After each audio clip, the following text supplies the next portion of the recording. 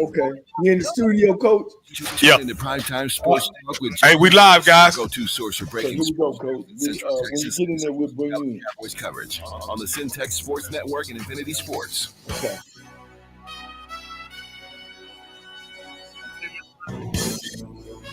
He got it.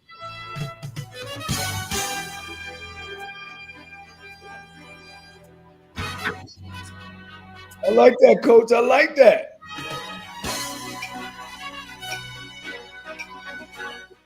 You're live on Infinity Sports Network and HBCU Coaches Corner here on the Rocky Miller channel on YouTube.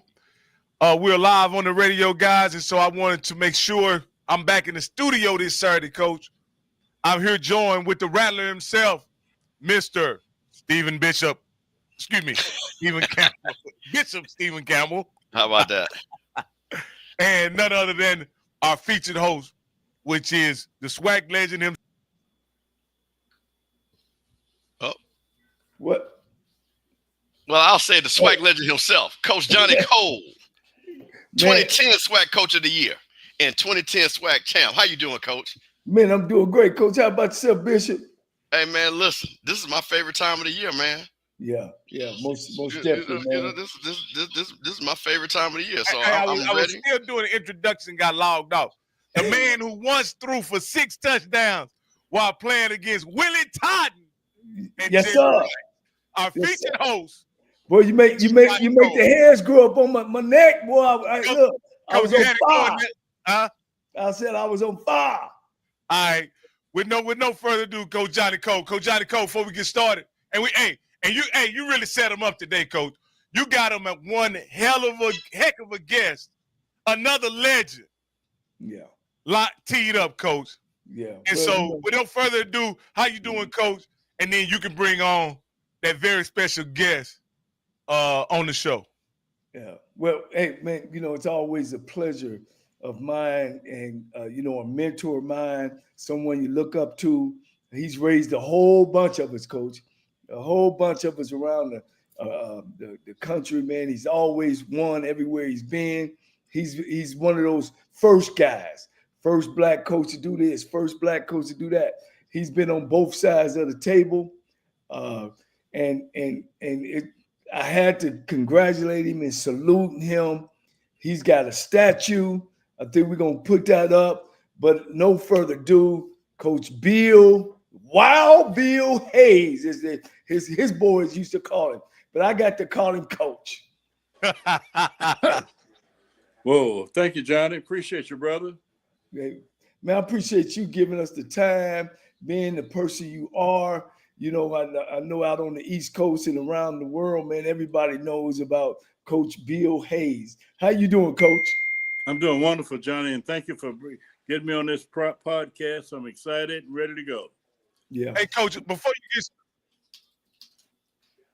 you get started, I want to show some people something, kind of explain, give a brief description of why you're here, Coach Hayes. Just give me just 1 second as I kind of tee it up for us. You're here for not just only as a legend, but there's something that happened this past weekend that was very special, and I wanted to share this with the people who are tuned in. And so with no further ado, I want to go ahead and play it. On football fields across the Tri. Hold on. Local legend Bill Hayes will never be forgotten on football fields across the Triad, but especially at Bowman Gray Stadium. In honor of the former football coach of the Rams, a ceremony was held Saturday, unveiling a 12-foot-tall bronze statue of Hayes looking over the WSSU football field. From Wake Forest to North Carolina A&T to Winston-Salem State, Hayes felt the support this weekend from all around. All of my guys are here from yesteryear, from the 60s, from the 1976, 77 championship teams and the 78 championship teams. And all my players from North Carolina A&T are here too, and some from Wake Forest. And I mean, it's just been unbelievable. Hayes finished his career with 195 victories, the most of any college football head coach in the state of North Carolina. Wow. Oh, man. So, what Coach, you say? Coach, it's on you, Coach. It's your show, man. You know, I know you say you're getting old, you gotta get ready to wake up in the morning, so we ain't gonna keep you long. Yeah, John. I'm working out in the morning about 6:15. I'm in the gym. I got to, Johnny. Otherwise, I won't be around here to celebrate with you guys. So I got to stay busy and keep working out and stay strong and stay healthy.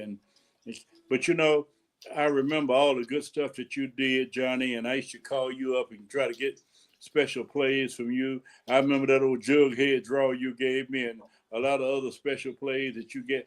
Your stuff always worked. You gave me one called two pass. I throw out there, pass it to one guy, and he passed it to another. So Johnny, you and I go way back, man, and you really helped me in my career. And hopefully we can have a good program tonight. And hey, I'm really excited about it, guys. And it's been a good thing for me at A&T. But I started out in the ACC. I remember when I used to go to the convention. Uh, and the guys used to say, "Hey man, that guy right there coaches a position," because most of the black guys in college football coaching back in the '60s and '70s, some of them were predominantly what y'all call them PWIs, but they were on the staff, but they didn't coach a position. I coached and recruited.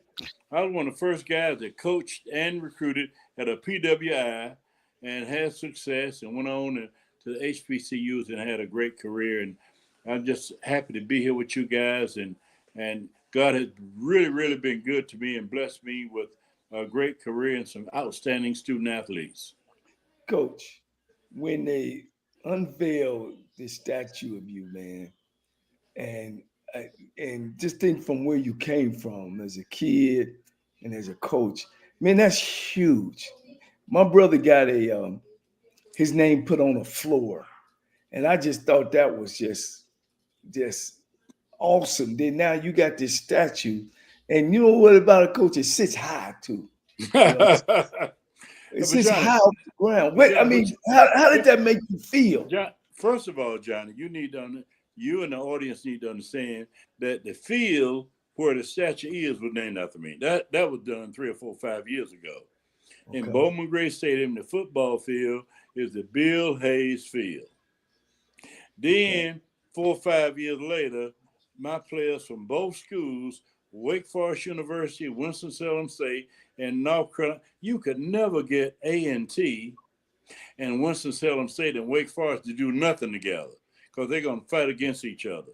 But in the case of William Bill Hayes, all those guys came together, raised over $300,000 and got a statue in Bowman Gray Stadium. Now the statue is not on anybody's campus. The statue is with the city of Winston-Salem, North Carolina. So it's not an A&T statue. It's not a Winston-Salem State statue. It's not a Wake Forest statue. The statue is in the city of Winston-Salem's Bowman Gray Stadium, which makes it special, very special. And I'm excited. I'm happy. Did some good things. Fought a hard fight all my life, and I'm just so proud of this thing, Johnny. And I really appreciate you too, brother. Yeah, I'm so proud of you, Bill. I'm so proud of all the people out there that think that much of you and just. But I'm always big on what you represent. You represent me and these gentlemen on the stage. You represent black coaches all over America, man. Besides you and I gotta say Eddie Robinson because he has a museum. I don't know nobody else yet. Bishop. I mean, you the historian. Is it another black coach, maybe down in the Florida A&M area that has a statue? No, this is the thing. First of all, coach. First of all, coach, hey, thank you for joining us. Second of all, they just don't build statues. Okay, let's be clear. Yeah. We have people that are mountains of men that do not have a statue. So which says a lot about Coach A. And let's be clear, like Coach A said, this wasn't a statue because of one school. This is because of the statue of the man that he is. See, there's a difference. Right. So, Coach, I wanted to make sure that our audience understands that this was not because of what you did at one school. This is what you, as a man, through your career and what you represented. And, Coach, honestly, I just want you, because I always say this, Coach, we have a lot of younger people that are new to the space, that are new alums and things like that. Why don't you tell them what it meant to see that statue and where you started from and where you're at today, what that really meant? Well, first of all, growing up, I had polio as a kid. So I had to fight through polio. I had to fight through jaundice. I had to fight through a lot of. Mama said, "Boy, take this 25 cents here, and don't call me and get me off work anymore. I can't afford to miss no more time off my job. So when you go out there and break your arm again, or break your thumb again, don't call me and get me off work. Bus fare is 15 cents. And a telephone call is 10 cents. So you going out to Duke Hospital in Durham, North Carolina, go to campus of Duke University, go and get patched up, and then you go and ride the bus back town Durham, North Carolina. And then, because I ain't taking off work, you ain't going to quit. I know you well enough as a young kid, you're not going to stop fighting.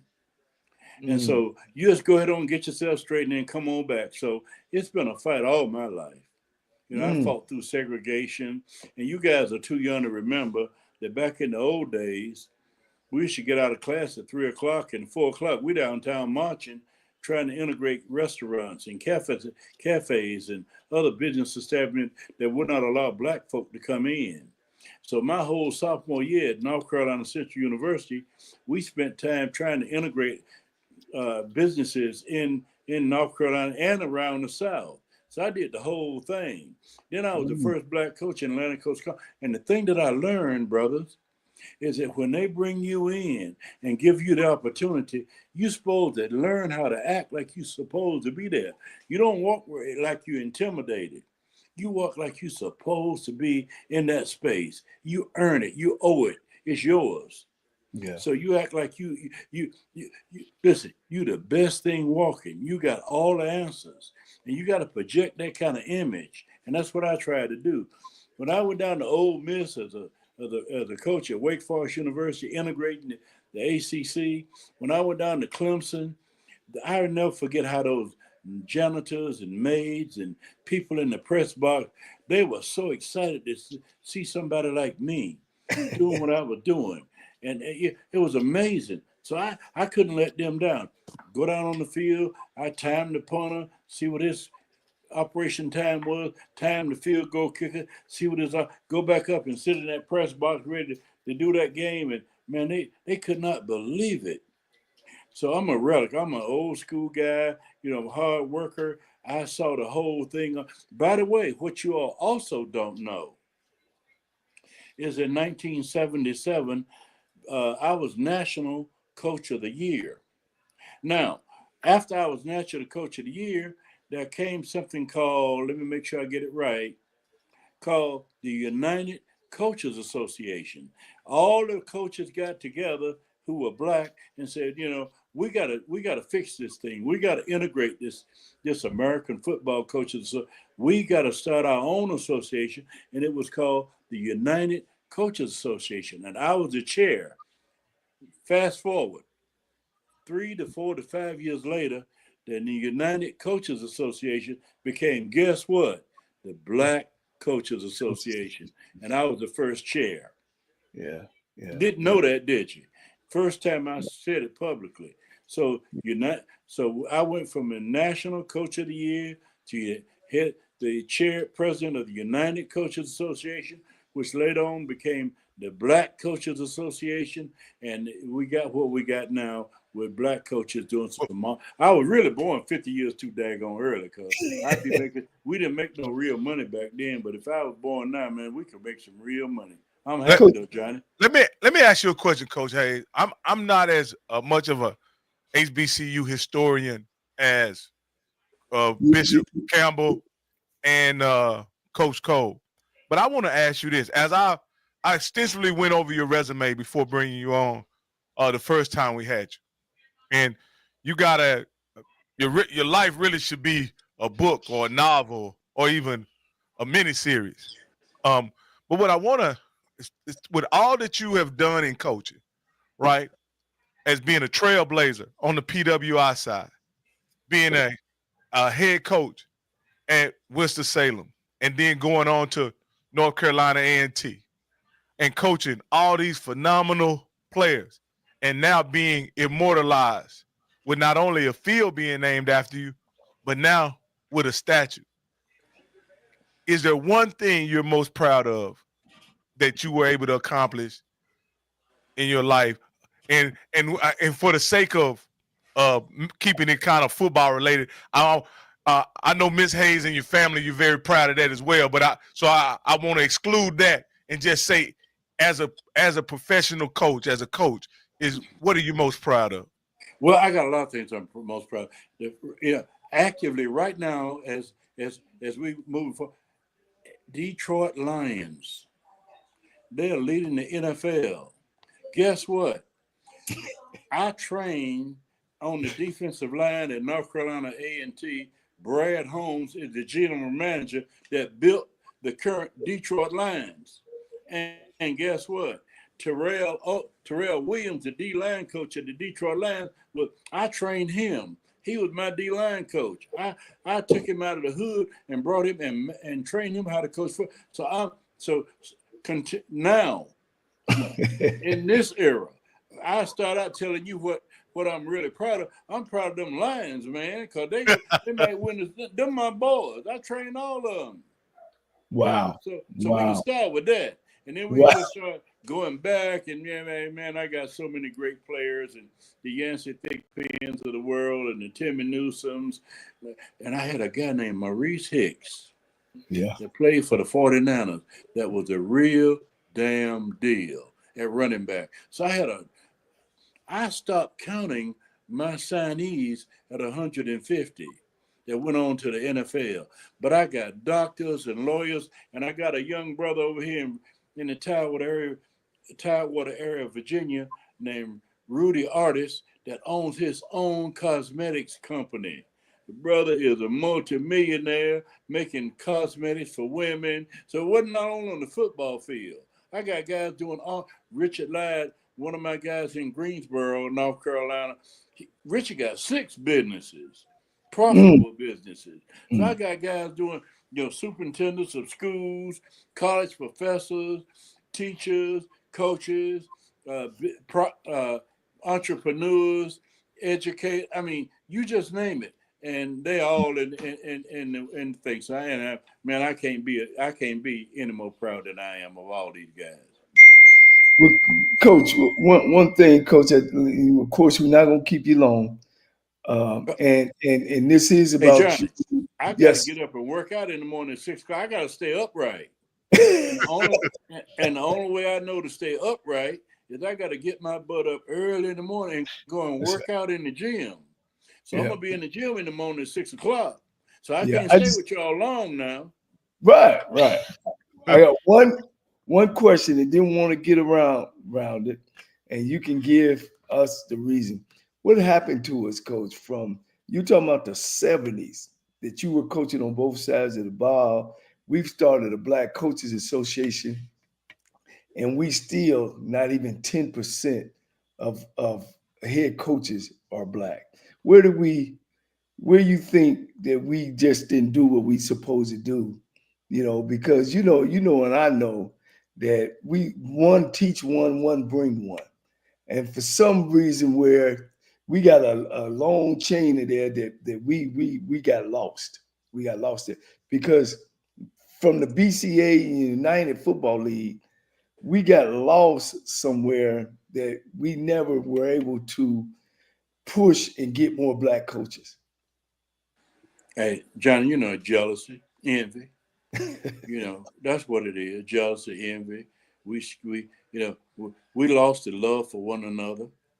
You're like when you pick up that phone and you call me, I'm gonna make something happen. You know that. Yes, I'm gonna figure out a way to do the best by you. And back in the day, Eddie Robinson and Jake Gaither found a way to do the best by me. And we always tried to find a way to do the best by our brothers. But now, somehow, with all that's going on now, we got a little bit selfish, and we forgot how to love one another and how to promote one another and how to push one another forward. But it'll change. We'll get back to who we really are, and we'll get back to our pride in who we are. And our females will get back to their natural look rather than all this fakeness that they show us every day. And our brothers will get back to all the pure brotherhood that we once had. We'll get back. Right now we're on a curve and we're on in my opinion, a down spiral, but we'll get back because we are who we are and we're proud people and we know how to fight and we'll find a way to get back to where we were and exceed everything that we ever expected we could do. Man, Coach, man, look, you my guy. I want to appreciate you being on. Give us this time of your time, and guys, you guys want to say anything? Now, Coach. Well, there's so many questions that I have for Coach, and I know he doesn't want to. We don't want to keep him long because we don't want to mix that 6 o'clock workout. But I got to ask him this here, Coach, because I saw another interview that he did, and he said one of his boys got hired as head coach over at North Carolina A&T. Can you explain that your connection to Coach Gibbs and how that happened? Well, see, first of all, Coach Gibbs at North Carolina, the new coach at North Carolina A&T, his daddy is Stanley Gibbs. Stanley Gibbs was, when I was middle linebacker at North Carolina Central, I went to Coach Reddick, who was our coach, and I said, Coach, I think it's something special about that kid over there, Stanley Gibbs. We need to put him at corner and let him try to. Stanley Gibbs ended up being the real deal. I remember when so I got Stanley on the field and promoted him, and me and him been friends all our lives. And Stanley's son is Sean Gibbs, the new coach at North Carolina A&T. So I remember when Sean Gibbs was born. Yeah, so I've been on the phone with him all week, getting him straight and letting him know what's got to be done to fix A&T. So, and he's going to listen to what I tell him because it's the real deal. So Sean Gibbs is a product of Stanley Gibbs, and Stanley Gibbs is a product of Bill Hayes. So all back in my tree. Hey, Coach, that's pretty neat. And you was able to identify that talent real early in life, and even before he was even conceived or born. So I see it, Coach. I got it. We own it, man. And A&T's going to grow, and I'm going to have my hands in it. And North Carolina Central going to continue to get better. We're going to get Russell Sellum safe. We're going to get Elizabeth City fixed, too. We're working on that and working on Elizabeth City, trying to get it fixed with James Dubose, the new athletics director down there, who's one of my guys, and he's going to get it done. And so we got a lot of work to do, man. I got to get to bed so I can stay upright. Thank you, Coach. Love you. I love you, man. And I appreciate you. Thank you, guys. Appreciate y'all. I'm going to bed. Tell you what, man. Get up and lift some weights in the morning. All right, Coach. All right, Coach. Man. That's awesome, man. That's awesome. Coach, I love it, man. Guys, y'all don't know, man. I was just a young kid out of Dayton, Ohio, man. Went to black college, Coach. And, man, I done met giants, Steve. Giants, man. And ain't none of them always have stopped and talked to me, man. It just tickled my fanny, man. And I just hopefully we continue that trend. And, and like you say, man, we need to get back loving ourselves and pushing ourselves, man. I think you made a great, great point there, guys. Because I actually lived that. And I didn't even know, they were in black schools, Steve, starting the Black Coaches Association. Then all of a sudden in the 80s, it turned out with no black coaches on it. So they used to put out a list for head coaches, right? And the list would be all guys working at PWI schools. It never was a coach, a black head coach. Not Pete, not C. Gordon, not none of them. Where, Eddie them was getting a little older, but none of them was on the list for being presented to be a head coach at a PWI school. So it started from black college and ended up ain't no black head coaches on there. That's from black schools. Steve, as somebody who's been around HBCU football and sports ever since they were born, let me ask you this. We could talk about football and institutions and stuff like that, but from what I understood, Stan, and what you shared with me on our long drive to FAMU, that these programs were not built necessarily by institutions, but these programs were built by great men, whether it be W.C. Gordon, whether it be Eddie Robinson, and other guys, Bill Hayes. Why aren't these men, the next generation of men, why weren't they given the opportunity to build those same kind of programs that those men built? So wait a minute, let me make sure I understand. When you say the next generation, okay, say that question one Oh, more time. so what I'm saying is the next generation of coaches after Coach Eddie Robinson, and I would say Doug Williams would have been that next generation of coaches. Mm-hmm. And we say the guy over at Jackson State, who was a legendary coach, W.C. Gordon, whoever came after him, you know what I mean? And then whether it be Mississippi Valley or whomever, or why wasn't that next generation of coach given the opportunity to continue, or why didn't they continue to build upon what those great men had already established? Well, I think Coach kind of laid it out, to be honest with you. And Coach, tell me if I'm wrong, integration had a lot to do with it. You have a lot of coaches that I believe are extremely talented that coach at PWIs. And why they coach at PWIs? They pay more money. There's more opportunities. So again, when you look at guys that you say, hey, this guy is a great coach, a coordinator at X school or X school, you see where the brain drain happens because they've got our best and brightest. But I will say, I am going to pivot because I would be, and I know Coach Hayes had to go. But let's say something. We got Coach Huff, Hampton alumnus. He's went from Marshall, now he's going to Southern Mississippi. We got Coach Simmons, who coached at Florida A&M, his whole family, FAMU Rattlers. He has gone from coaching at FAMU, now he's at FIU. We've got Jerry Mack, who started at Jackson State, who has coached at HBCUs, and now he's at Kennesaw State. Yeah, Kennesaw, Georgia State. Kennesaw State. Oh, Kennesaw State. Yeah. So look at what just happened this week from people that have roots from HBCUs. So again, these guys started with us, or as in Coach Huff, again, played at Hampton, and now they're at PWI. So that's kind of what we kind of see. So we celebrate it, right? I'm very happy for Coach Simmons because that's part of his goal. And Coach Simmons, that's not his last stop. But again, would I want him to stay at FAMU and be a legend like Jay Gaither? He had the ability to do it. Now, I'm going to tell you a guy, but I tell you what, we'll see. T.C. Taylor has that ability to be the next W.C. Gordon. But I tell you what, he started winning championships. You know, people in this area going to say, hey, that guy can coach. And then he's going to have to make a decision. You know, because like I say, man, you know, when you got families, and I tease a friend of mine, she's watching. When you got a wife, and Coach, you know this, them wives are in on that deal. And when you making this and you can make that, guess where you going? You going with that. So that's the thing about it, that, you know, you see, like I say, you see a guy like T.C. Taylor who has got to be the next guy. And I want him to be that guy. But like I say, if he keeps on the trajectory he's going, man, people are going to come get him.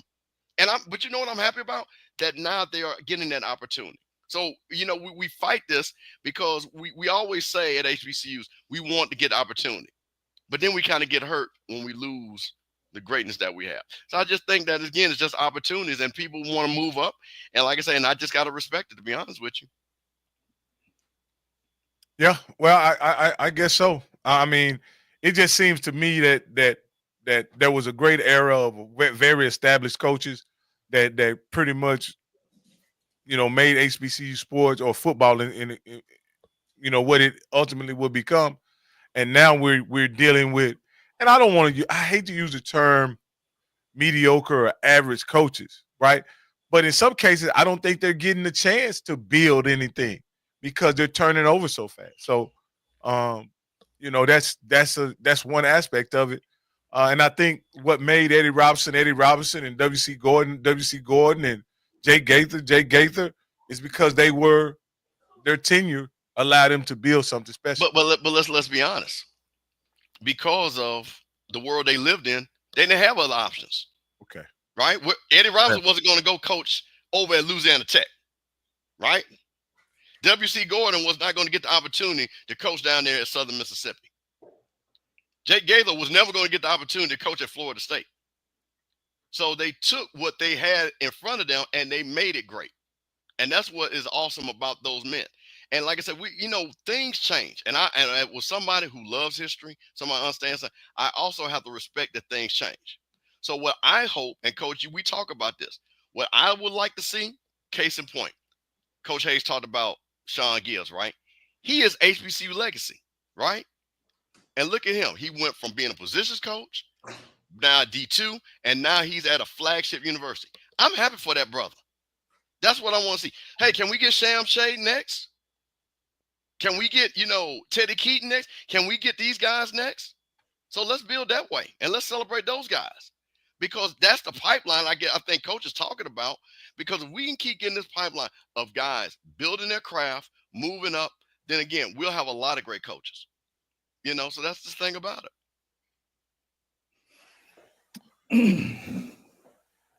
You got anything to add, Coach, or can we go ahead into reviewing the Southern? Yeah, that's a whole nother show. But Brother Campbell is he's right on. We are making some strides. You know what I'm saying? And we always got to salute that and salute those brothers and cheer them on and hope that they move on. And then, of course, the thing about it, I don't know. One thing, like I said, is another. We got 3 coaches now on the Division 1A level besides the rest of them. Then we can do some type of research and see, well, how many brothers are on their staff? Are they sitting in the room and they, by themselves, or do they have a mixed staff? So that's a whole nother show. I think Coach Campbell is right on. So, man, look, this is a week of celebration.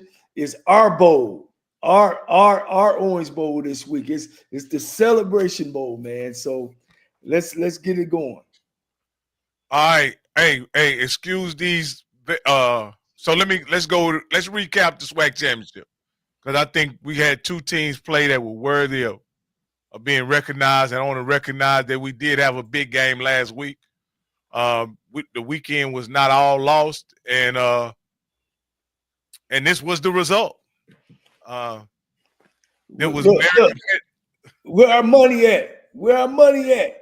Who's on our money list? Yeah. We got Teldrick and Adrian Walker. Where you at?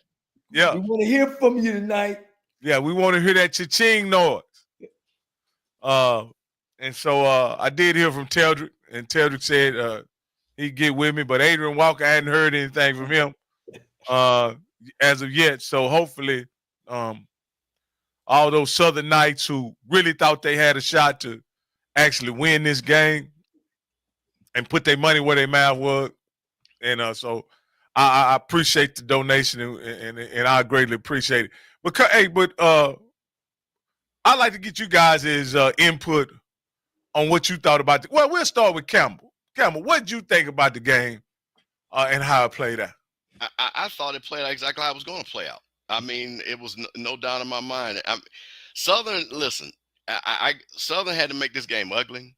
Southern had to get a lot of turnovers because they're just offensively challenged. They've been offensively challenged all year. And they had that, and Coach, you know this, it is just one little thing difference between a good team and okay teams.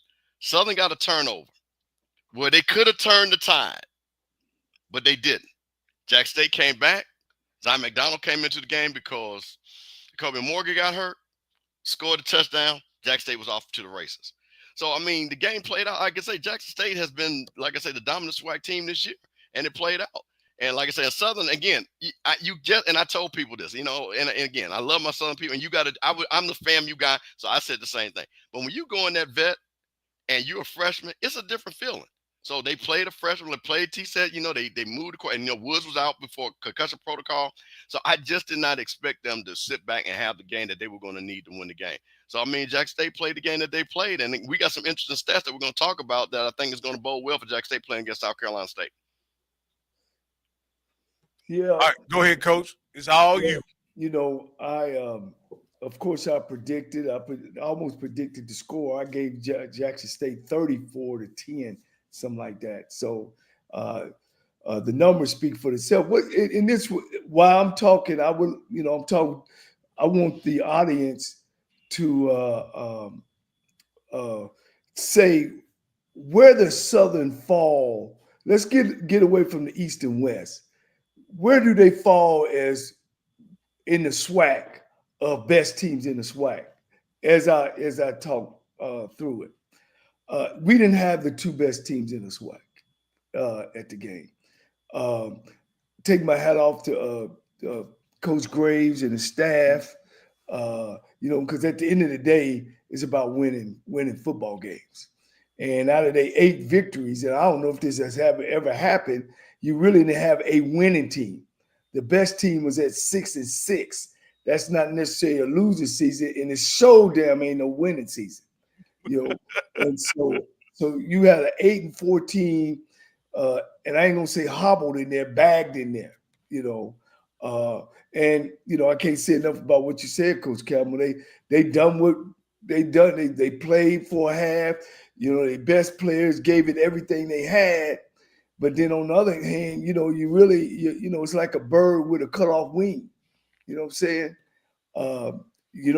Jackson State did exactly what Jackson State has done to all the teams in the conference except for Alabama State. And I just didn't think the two best teams. And like, I had said all year, Jackson State is way ahead, of most teams in our conference. And then, of course, you got your Alabama State and your Florida A&M kind of right there. And then it's a gap, guys. It's a gap. I didn't think the quarterback played well enough to make people excited about the Celebration Bowl. What's his name? Jacoby Morgan. I didn't think he played well at all. But we kind of talked about that they got down in the red zone a couple of times in the first half. Jackson State did, and I didn't think they put him in the right position to be successful. So it's hard because he got sacked. One time he threw it away, but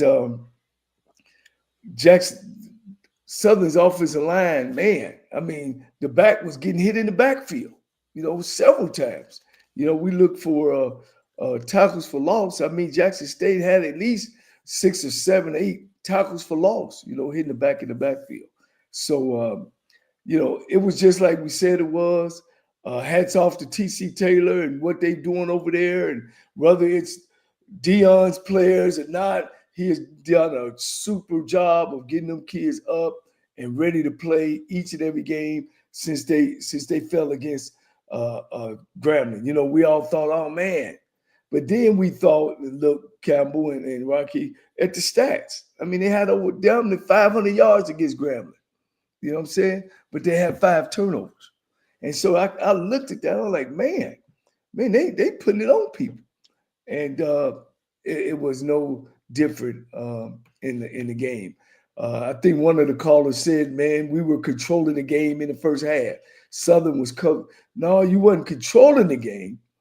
You was in there. You know what I mean? You was fighting, but you was definitely not in control of the game. And then after you let them score real fast that second half, I mean, right before the half, momentum switched and it put the light on them Jackson State Tigers. And of course they ran away from the game. Yeah, it was an interesting game. I thought, and this is just me, I think in the first half, TC wanted to be balanced. He wanted to feature both the run and pass. I think he tried to pass in favorable situations on 1st and 10 and even on 2nd and short. And he wasn't successful. And that's the only reason why they ended up getting off the field on those plays is because, they got behind the sticks and weren't able to convert. Now, again, at the end of the day, I'm no coach, and I definitely trust TC Taylor and his coaching. But I just think if he had just committed to the run early in the game, the game would have been. They would have had a much better control of the game in the first half than they did. Than they actually did. It was actually very competitive in the first half, and Southern led the game all the way up until about a minute minute 54, something like that, in the first half. What did you, Coach? What did you think about? And I'll ask Campbell the same question. Overall, what did you think about TC's play calling early in the game? I felt, most coordinators, they come out with either 20 play. This is the things I want to do. These the plays that when we evaluated them and scouted them, we feel that these going to be successful plays.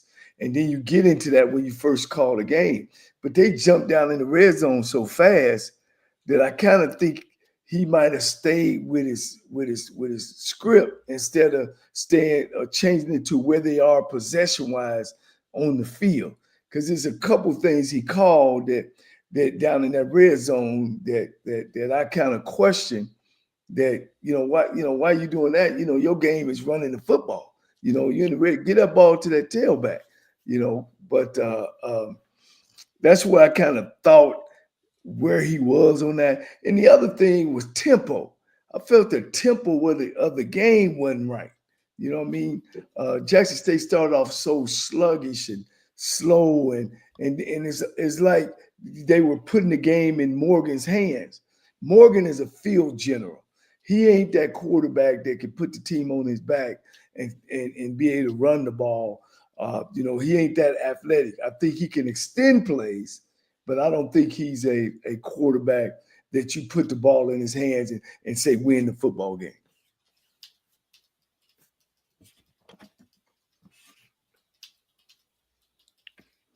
Steve, what did you think about the play call? Well, this is the thing.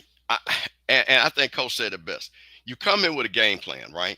And I think, and we do this all the time. Oh, we want the coach to run the ball 95 times. But, Coach, you know this. Plays are set up to set up plays. Plays are ran in the first quarter so we can run the play in the third quarter. So my thing is, again, and Jackson State is always this particular team. They are run first. They like to run the streaks. They like for their receivers to get behind guys. They're not going to run a bunch of route concepts. They never have done that with this particular team. So again, I think he ran what he's coached the way he's coached all year. So again, I know you guys want to say, hey, give him the ball, but sometimes you got to throw the ball to set up the run. And you got to give the guys the look that is going to make the big play. So again, I think that's what they did, because I tell you what, that little drag play that Fortilla caught that touchdown, that was set up because of the run. Southern went, and that boy was wide open because of the setup. So you got to kind of give people something, and Coach, you know this, to get to play. So I think they had to do balance. Again, I think the game plan also totally changed when Zion McDonald got in. I think they had to, totally do something different. He ran the ball. It wasn't like he was throwing the ball all over the yard. He was very electric. So I think that really had something to do. I didn't have a problem with his play calling. Again, I can't, I saw Coach Simmons, right? And Coach Simmons was prolific at play calling. And we said the same thing about Coach Simmons. Why you didn't run the ball? And Coach Simmons looking at us like, man, we averaged 38 points a game and we win a national championship. Shut up. So so that I'm gonna be honest with you. When I sit back and I hear that, but there are times where you say, hey, why didn't you run the ball here? But I think also with a play, and Coach, you notice, I think a play call is not calling a play for this down. He's also thinking about the next down, the next drive, where we're at down the distance. And I think that has a lot. He said, I'm going to run this because if I get this and we're second and X, then I'm going to run that. That's what I believe. Now, Coach, you can tell me if I'm wrong or right on that. Well, not just that direct, but you got the concept right. You know what I'm saying? If we having a successful play running this, then what's the option off of it? The option off of it is either bootleg or fake or screen off of it. So you have some of the concept, but some do that and some don't, Coach. We watched a lot of football this year, and we had Jackson State at 37, I think 38 a game, and then the next person was at 24, and then down to 22. So, but I get what you're saying. Most Well, Steve, definitely. Steve, this is what I'm talking about, Steven. And maybe you can. And again, we're talking about plays and play calls, and we should leave that up to the coach. But I just want to explain where I'm coming from and with my rationale. He runs the ball. This is the first possession that Jackson State has. They run the ball. Irv gets 7 yards, right, on first down. On 2nd and 3, right, they decide to pass. He completes a 14-yard pass. Boom. It's another first down. He gives it to Irv once again. Irv gets another 7 yards, right? All right. On 2nd and 3, this time they give it to Irv again. He gets 5 yards. You get another 1st and 10, right? And on this 1st and 10, coach, on the 46, as soon as you cross midfield, what do you decide to do? Pass the ball and get an incompletion. Then you run the ball and get a 2-yard run. You have something that goes wrong with the play. You end up calling timeout. You drop back to throw the ball, and you get sacked. Like that's to me is a drive that was not unraveled because of what Southern did, but because the play calling put you behind the 8-ball. And that's all I was. That's the point I was. Well, let me ask you a question, because see, to me, I think that's one-sided, right? And coach, tell me, maybe coach. Okay, so he's okay. I'm just, and this again, quick synopsis. He ran the ball, throw the ball. Why did he throw the ball here? Well, do you think that maybe because now they have put pressure on Southern defense, the Southern safety starts dropping down? Because now we're getting 5-6 yards a clip, and now we've got one-on-one with our receivers that we believe can beat their corners, and maybe that's the reason why he ran that play. Did you ever think about that? See, that's what I'm talking about. It's not just a one-sided thing of A, B, C, and D. It's also what the dictating what the defense is doing, because now you're starting to force the defense to make changes. And coach, that's what you want to do. Now, guess what? Hey, they're running the ball on us. We got to change our defense. Now that might create opportunity for a wide receiver for that play that you're talking about. He might have said, hey, you know what? In practice, if that guy does this, we're going to run that play. And I think that has a lot to do with it. I don't think he was just arbitrarily. And again, I hate when people do this, and not say that you're doing this. This is not John Madden, okay? This is not when you just click, and let's see if this works. This is based off of what you're seeing on the field, what your feel is, and what you think the success rate of a play is going to be called. Now, that I do know, because I've talked to a lot of people that call plays. So if I'm sitting back and looking, and now I'm setting up things, and these guys are moving up, yeah, you know what? I'm going to give them the same look, but now I'm going to run a pass play. It didn't work, but that's okay. But next time it did work. So that's what I'm talking about. All right. Okay. Yeah, I like I said, I just wanted to bring that part up. Is that he came in with the point to be balanced rather than just being a run dominant team. That's maybe and what you simply say, coach, is just a matter of preference. In that kind of within that kind of deal. I think both of you have a great point, and 2020 is always right. But unfortunate, when you in those situations, and if you're not successful, people are always gonna question it, and like Campbell said, maybe he did see some that the defense was giving them at that time and in that point, and being able to throw the football. Miss Campbell, Rocky, he want to pound and grind, man. You know what I mean? He want to keep the score 24-21, baby. Long as he run the ball, his touch, you know what I'm saying? He don't want him in the air, baby. He don't want that thing in the air. Well, coach, if you run the ball 4 times, right? And out of those 4 times, you average, let me see, you get 7, you get 14, you get 5, so that's 19, you get 2. So you're getting 5 yards a clip. You're getting 5 yards a clip running the ball. Yeah. My point is, why don't you just wait to pass the ball until they stop you running? That's all I was. Well, see, no, hold on, wait. You make a point. You make a point. Well, coach, that's the point. You don't want to be in a position where they know what you're going to do. See, that's not, and like I said, we're not fervent. We got a prolific play caller. Coach, what would you rather have? They not know what you're going to do, or they know what you're going to do? Which is the more of the advantage? Well, it's like you said earlier, though, Coach Campbell, is what the defense doing. Will help you dictate what plays you call. You know what I'm saying? Uh, and the game was early too, guys. It was just starting. It was like kind of sparring. So in a way, Coach Campbell, you right, and in a way, Rocky, you right. It was sparring. But he put it together, put up 41 points. And I don't think why we question, averaging 37 a game. Man, that's a whole bunch of points. What is that? 6 touchdowns and a couple field goals? Well, let me say this. This is what I always like, and I've liked about Jackson State. And this is what I'll say the difference between FAMU. Jackson State knew what their identity was from game one. They knew exactly who and what they were. FAMU, through the course of the season, we never knew what we were trying to do. And it looked like at the end of the season, like, oh, you know what? We should be a passing West Coast, set up the pass to run the ball. But maybe we had done that earlier. Now, same thing. And we're going to talk about South Carolina State. Look at South Carolina State. They said, you know what? We're going to be a passing offense. They knew who and what they were very early, and they stuck to it. So I got to respect when you know, because when you know who you are, you're more successful. And that's what I've always seen from football. I know what your identity is. I know what you're going to bring to the table, and that's what I believe. Hey, Coach, this is a great point that one of our guys made. He was talking to one of the other chat people in the chat, but I wanted to ask you this, Coach.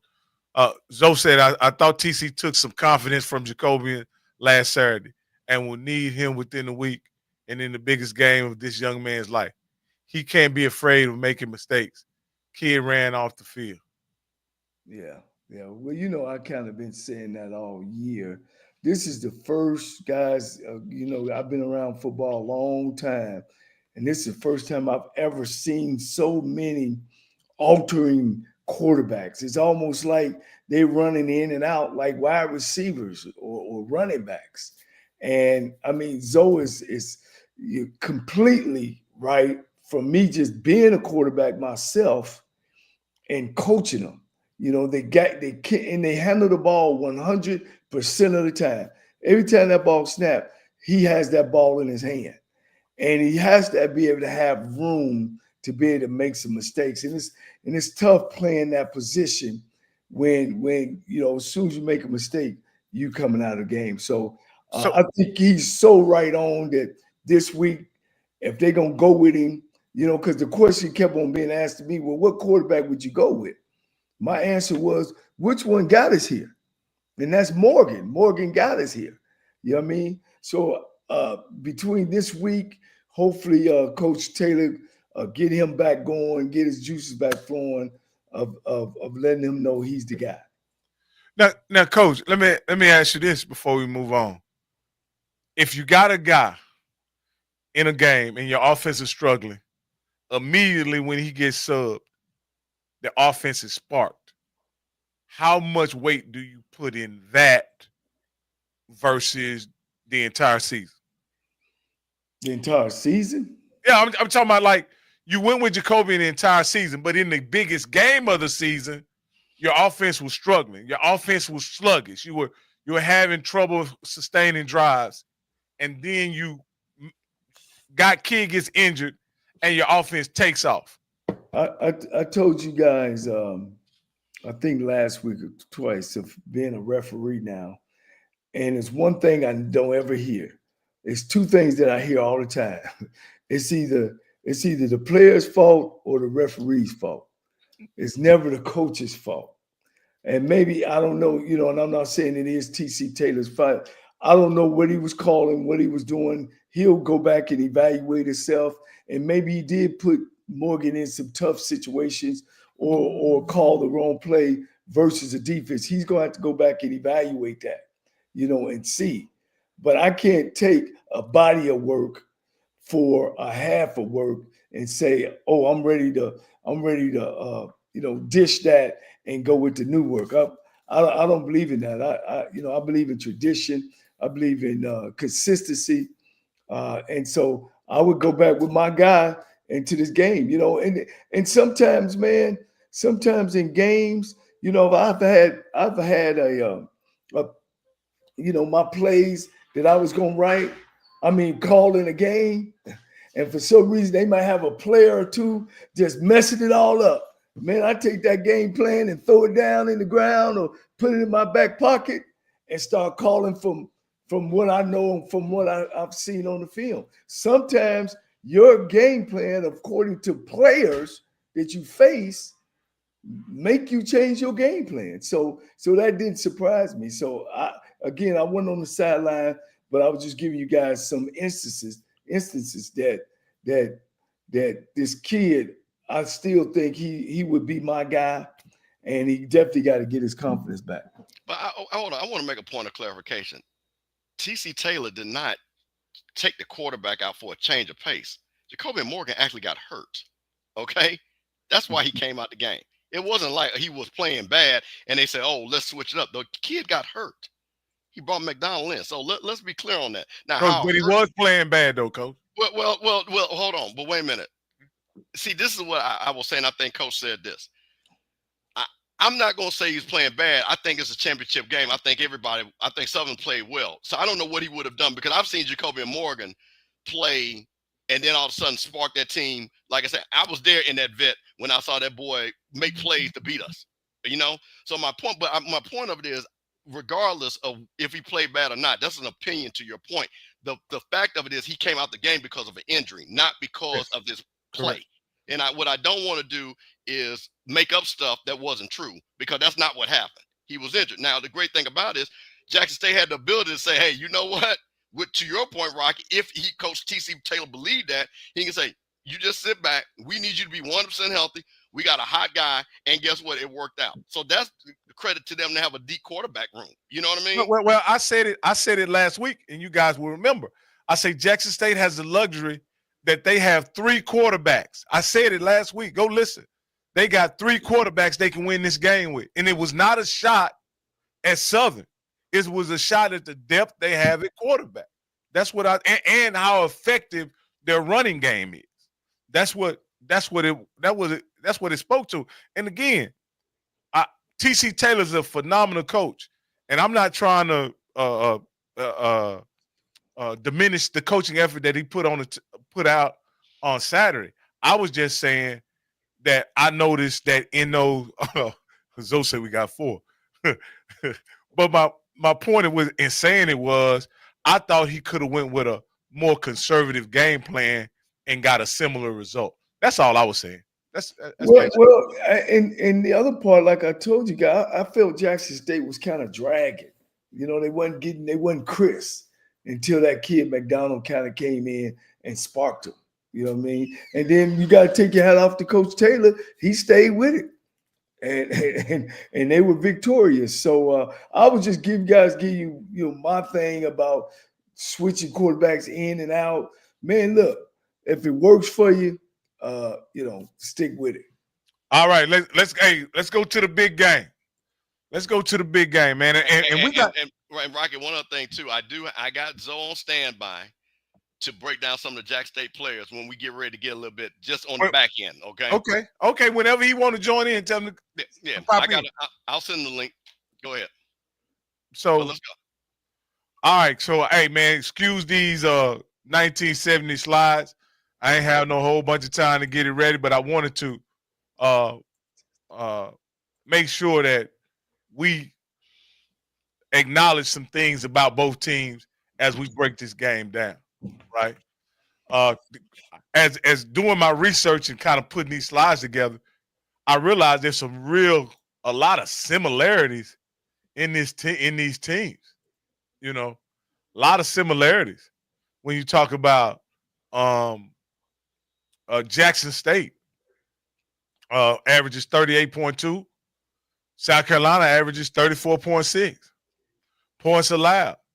Jackson State allows 20.4. South Carolina State allows 18.7. Yards per play. I thought this was incredibly, eye-opening. They both average. One averages 6.7 yards a play, the other 6.4.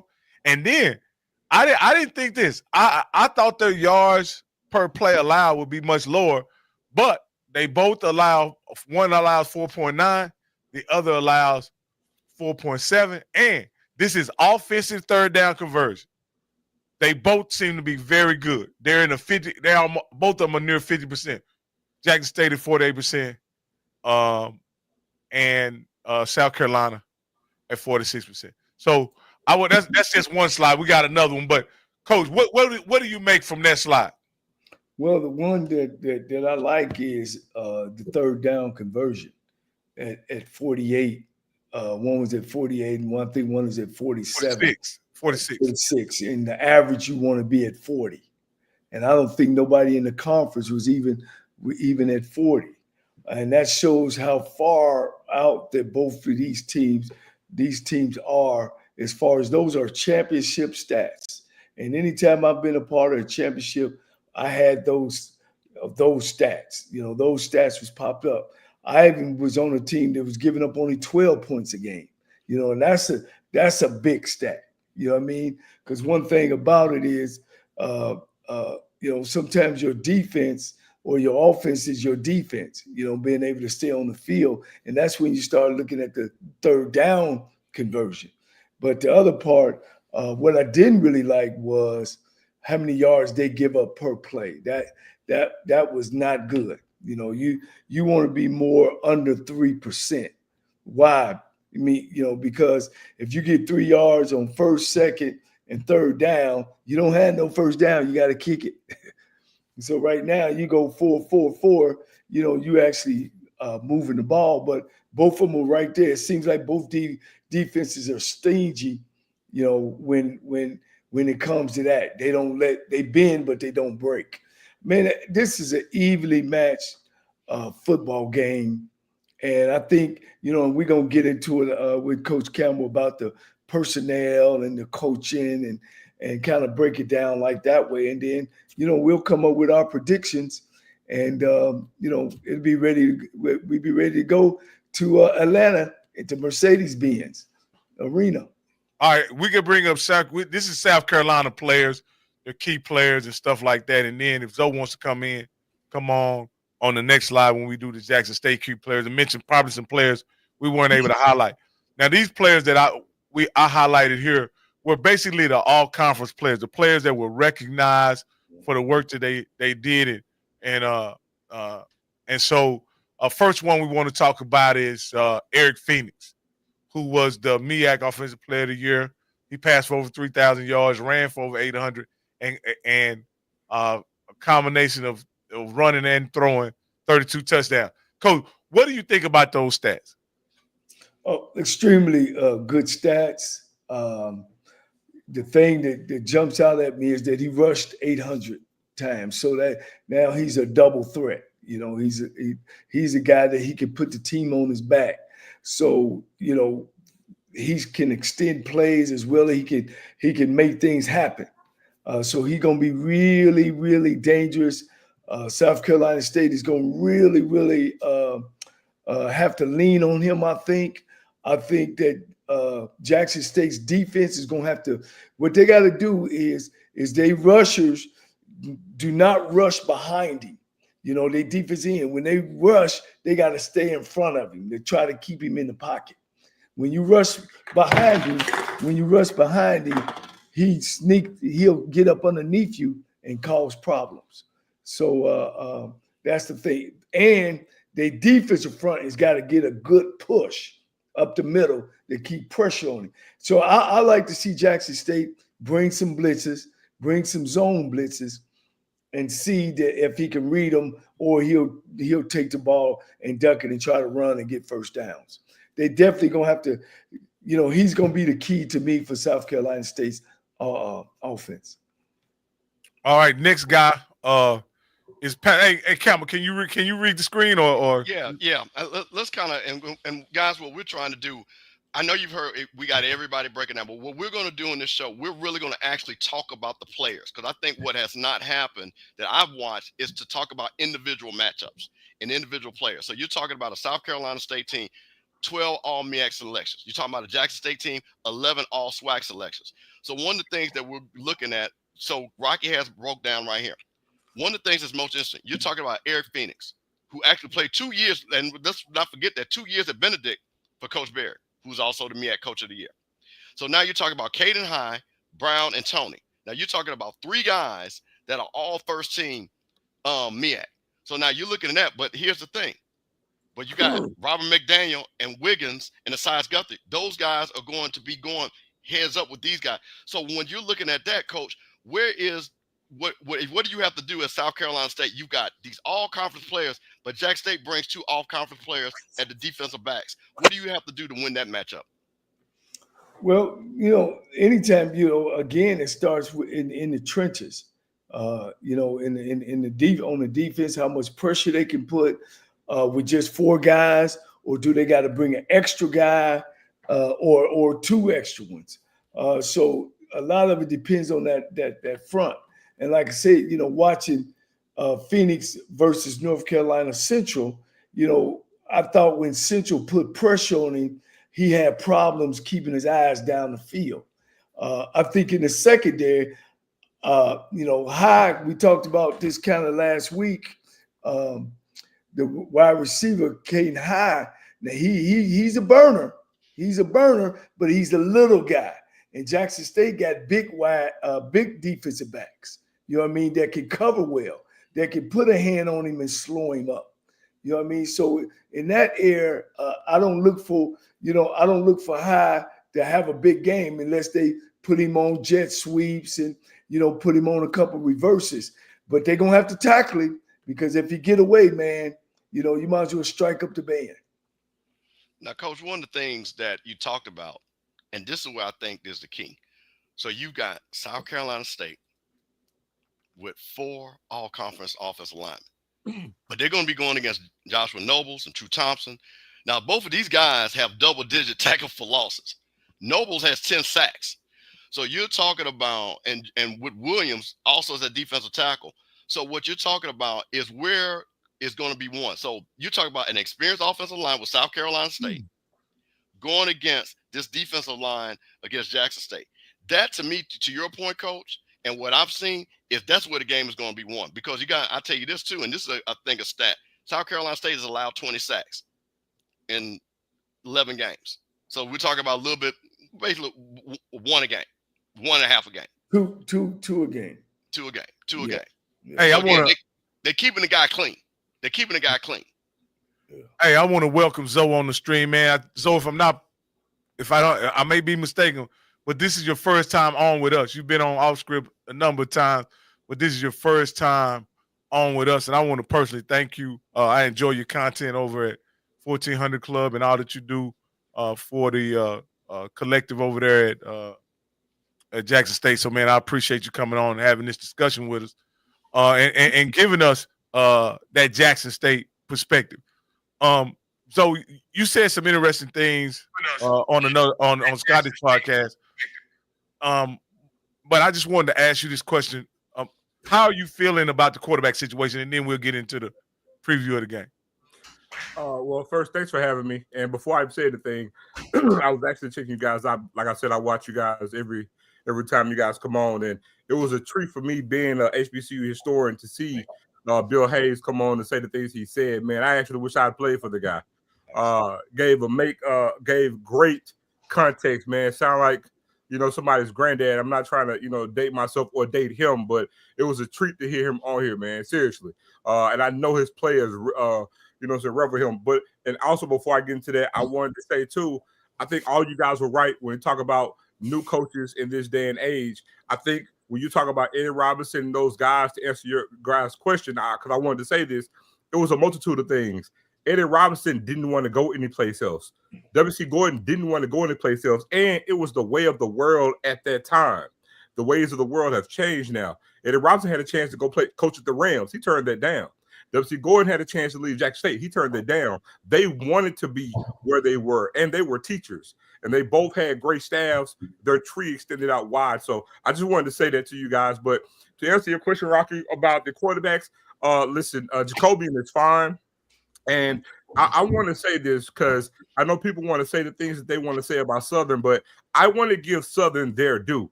Unlike a lot of other people, say they bagged in, but to me, just watching football, they are a year ahead of what they thought they would be. I know it's Terrence Gray's first year. He did a great job in his first season. I know you may say, oh, well, basically it's the entire staff from the previous year, but he made some changes and still he's the head man making his own decisions, doing it his way in his first year. And so we have to, we have to give credence to that. Be it as it may, because guess what? TC Taylor didn't make championship game in his first year, no matter what that looks like.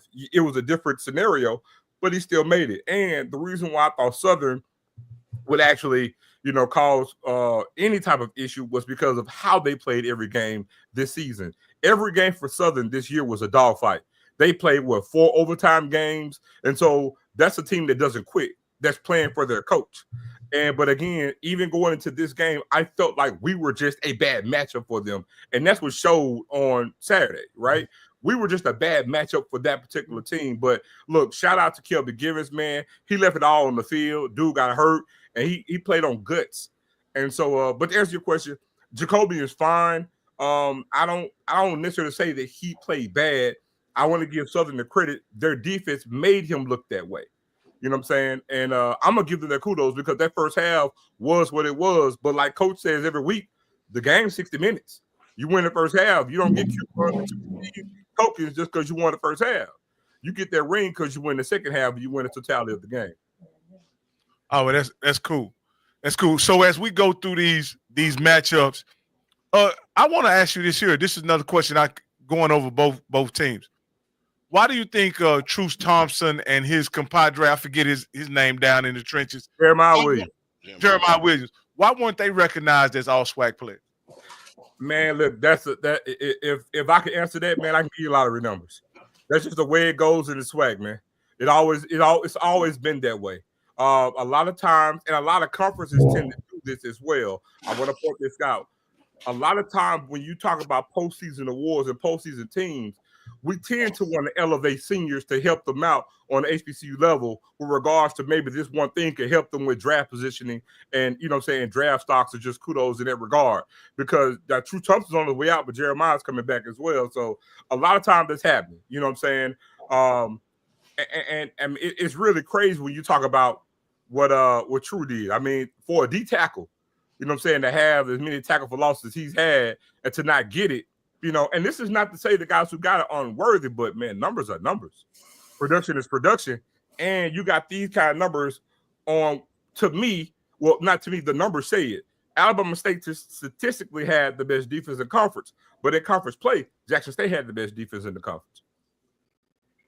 Yeah. That's a great point. I can't argue that. I was just wondering. Let me ask Zoe something. About Southern and Terrence Graves did a great job, and everything that you said is true. If you had to rank Southern and you ranked all the SWAC teams, where would you rank them at? Oh, that's a damn good question. Well, right now I would say fourth. Okay. Let me change that. I would say tied for third. With Florida A&M? I would say tied with Alabama. I would say tied with Alabama State. I wrestle with putting Alabama State second, but FAMU beat them. And we beat Southern. Don't get it twisted. Okay, so FAMU beat Southern. So I would put Southern and Alabama State tied for third. But believe me, the reason why I can't. They're not going to still score on Alabama State probably at all. Well, you know what? And that's why I say tied because, and I'll say this, they probably won't score against Alabama State, but Alabama State can turn the ball over, and Southern has better special teams. So that's why I say tied because whoever win that game could take sole possession of third. So okay, I simply asked you this. Okay. And I was just saying that because, going into the game and you playing a championship game, and you want to even match up, I just, the numbers wasn't even in no type of way. I know you said that, the matchup was bad, but, when you're a champion, you're a champion. You know what I'm saying? And you bring your A game, I bring my A game, and then we get it on. No doubt. But here's the thing. Style makes fights because sometimes, even though you may have, for example, you can have a team, and Southern possibly could look better, right? Even though a team could have a better record and may look better during the season, style make fights. That same team could be a bad matchup against the best team on the other side. So you know what I'm saying? That's just that's the main reason why sometimes you can have a team with a lesser record that's, you know what I'm saying, that can match up evenly well with a team that's really, really thriving and winning. Yeah. See, but that's why you can't compare boxing to playing football. You comparing apples to oranges. You know what I mean? If my game is a run game and I can run that ball and you can't stop the run, then I'll see. And if I could throw it and you can't stop the pass, I can see where you can compare. But when you come and play football that day, if you get to that championship game, you know, you got to bring your A game. You know what I'm saying? Here's the thing. Now, normally, Coach, I would agree with you, but there's an anomaly in football. It's called turnovers. That's what gets you, turnovers. And we can attest to it, right? Look at But see, that's why I was telling you, you don't have no turnovers. You don't have no turnovers in boxing. Damn it, you let your jaw up, and he hits you. You're right. Turnover. They don't have knockout. They have knockouts in boxing. They don't have turnovers. You got a 10 count. See, in football, you can turn the ball over and recover. You know what I mean? That don't mean they got to score. You know, you ain't got no 10 count. Yeah. But no, I like what you say. I believe Southern would be a notch behind Alabama State or Florida A&M. You know, no matter. But you know, Jackson State to me, and I know you attested, they just been that much better than everybody. You know, out the block, and I just kind of course, it showed on this past. So I gotta rib you a little bit, Zoe, because I watched a lot of you guys' content last year, but I appreciate you saying about Terrence Graves. He's a year ahead of schedule. Yeah. Based on everything you said about Jackson State last year, is Jackson State a year behind schedule? No, not at all. I fully felt that we would be better than what we were, but I could also say we went 7-4. We just as easily could have been 9-2. And that's with the turnover that we had. T.C. Taylor, by all estimations, had an amazing season last year. You go to the Alabama State game, it was almost like the Southern game. We had 5 turnovers in that game, and yet still lost on the last drive heading in for the score to win that game. Guy caught a ball was called out of bounds, still had a chance to win that game. And then you go to Alcorn, and fun fact for you all, if Jackson State wins that game against Alcorn, we actually go to the playoffs. The representatives were actually in Jackson. So if we don't lose to either Alabama State, or Alcorn down the stretch of the season, we go to the playoffs to actually go play Nickel State. Yeah, so, I mean, by all accounts, we were in that first year to go 7-4 and look the way that we did with the turnover that we had, because it wasn't just the roster; it was everything. Yeah. And we look good to me. Yeah, I wanted to say that I felt T.C. Taylor grew as a head coach as well as a coordinator, from being at North Carolina Central under Jerry Mack, and then now moving to Jackson State, and he really had to swallow his pride a little at JS State. You know, Deion them came over and took over Jackson State, and you know, I know how I feel about my alma mater. You know, and being there, and he was a tight end coach, and then he went to the coordinator. Then they got coordinator back from him. I mean, he been through a lot, you know, and he grew up. You know, he stayed evidently. He kept his mouth closed, head down, learn what he could learn. And then, like you say, last year, you know, he might have tried to toss the ball around. And I thought this year he made a commitment not to just throw the ball to be throwing it, but throwing the ball off of the run. And I mean, I seen that growth, and I thought, yeah, you know, they ready to go. Well, one other point that I want to highlight too, to echo what you stated, Coach, I'd be remiss if I didn't state this. You go into everything that happened into last season. You segue to the end of the year. We lose to Alabama State. We lose to Alcorn. We finished the year 7-4. We turn around and we have the best recruiting class in all of HBCU, number 2 ranked class in the country. We had 7 early enrollees, and you segue that into the spring. We lose a good number of coaches that, you know what I'm saying, elevated up to other FBS programs, right? So then you turn around and you segue off of going 7-4, and now it's time to hire some other coaches. Jackson State has the youngest coaching staff in the country, the youngest. Mm-hmm. And then you look at who we elevated Coach Quinn, the defensive coordinator. This is his first year being a coordinator. You know, he did an amazing job. Be remiss if we didn't say that. Then you look at the other coaches who we brought in who didn't have the experience, and they're young. We're talking about late 20s, early 30s, 30, 31-year-old coaches filling in their first year. And remember at the beginning of the season, and that's what guys got to understand. It's a long season. So you go into the beginning of the season, and that's why I always say, remember the narrative. We start out fast, get these great leads, and we don't make halftime adjustments. But hey, it's a long season. You keep your head down and you keep working. Every game matters. That narrative changed by the time we get to FAMU. We played FAMU, and from that moment, do you guys know that since the FAMU game, we've only given up 13 points in the second half for the rest of the year? So talk about making halftime adjustments. And this is with a young staff who, by all accounts, you know what I'm saying, coming back next season. You know, and this is a young team, by the way. And I can tell you right now, as it stands going into this Celebration Bowl, you look at what we've done from a recruit standpoint. Signing day was last week. You look at the guys that we signed. And we're probably going to have about 8 early enrollees in next month as well. And so, again, it just, look, I made the comment, and I'll pass it over to you, Rocky. I made the comment when TC Taylor got hired. We interviewed him, and I told everyone, I know TC personally, and just knowing the aesthetic and what it looked like, and growing up a Jack State Tiger fan and being immersed in HBCU ball. And I said, listen, trust me when I tell you, because I'm around it. Jackson State University under TC Taylor's leadership is going to look like a W.C. Gordon-led team. When I said it, everybody was like, I said, no, I'm not saying that TC Taylor is going to win in a manner like W.C. Gordon. I don't think any coach can. It's going to be hard to win 8 titles in 11 years. But what I'm saying is the way it looked, that blue helmet you see behind me with that red face mask, that Jackson State University, that behemoth that was created in the 80s, that wore them red shoes, them red Nikes. Steve, you know what I'm talking about, with them short shimmy shirts. What it looked like under W.C. Gordon, that's what it's going to look like under T.C. Taylor. Because guess what? T.C. Taylor, whether people don't realize it got the W.C. Gordon. He's under that tree. Got recruited under Big Daddy, who was W.C.'s defensive coordinator. Played under Judge, who was W.C. Gordon's running back coach and equipment guy. I mean, so T.C. Taylor is going to have recruit small town Mississippi kids. It's going to have that feel to it. And guess what?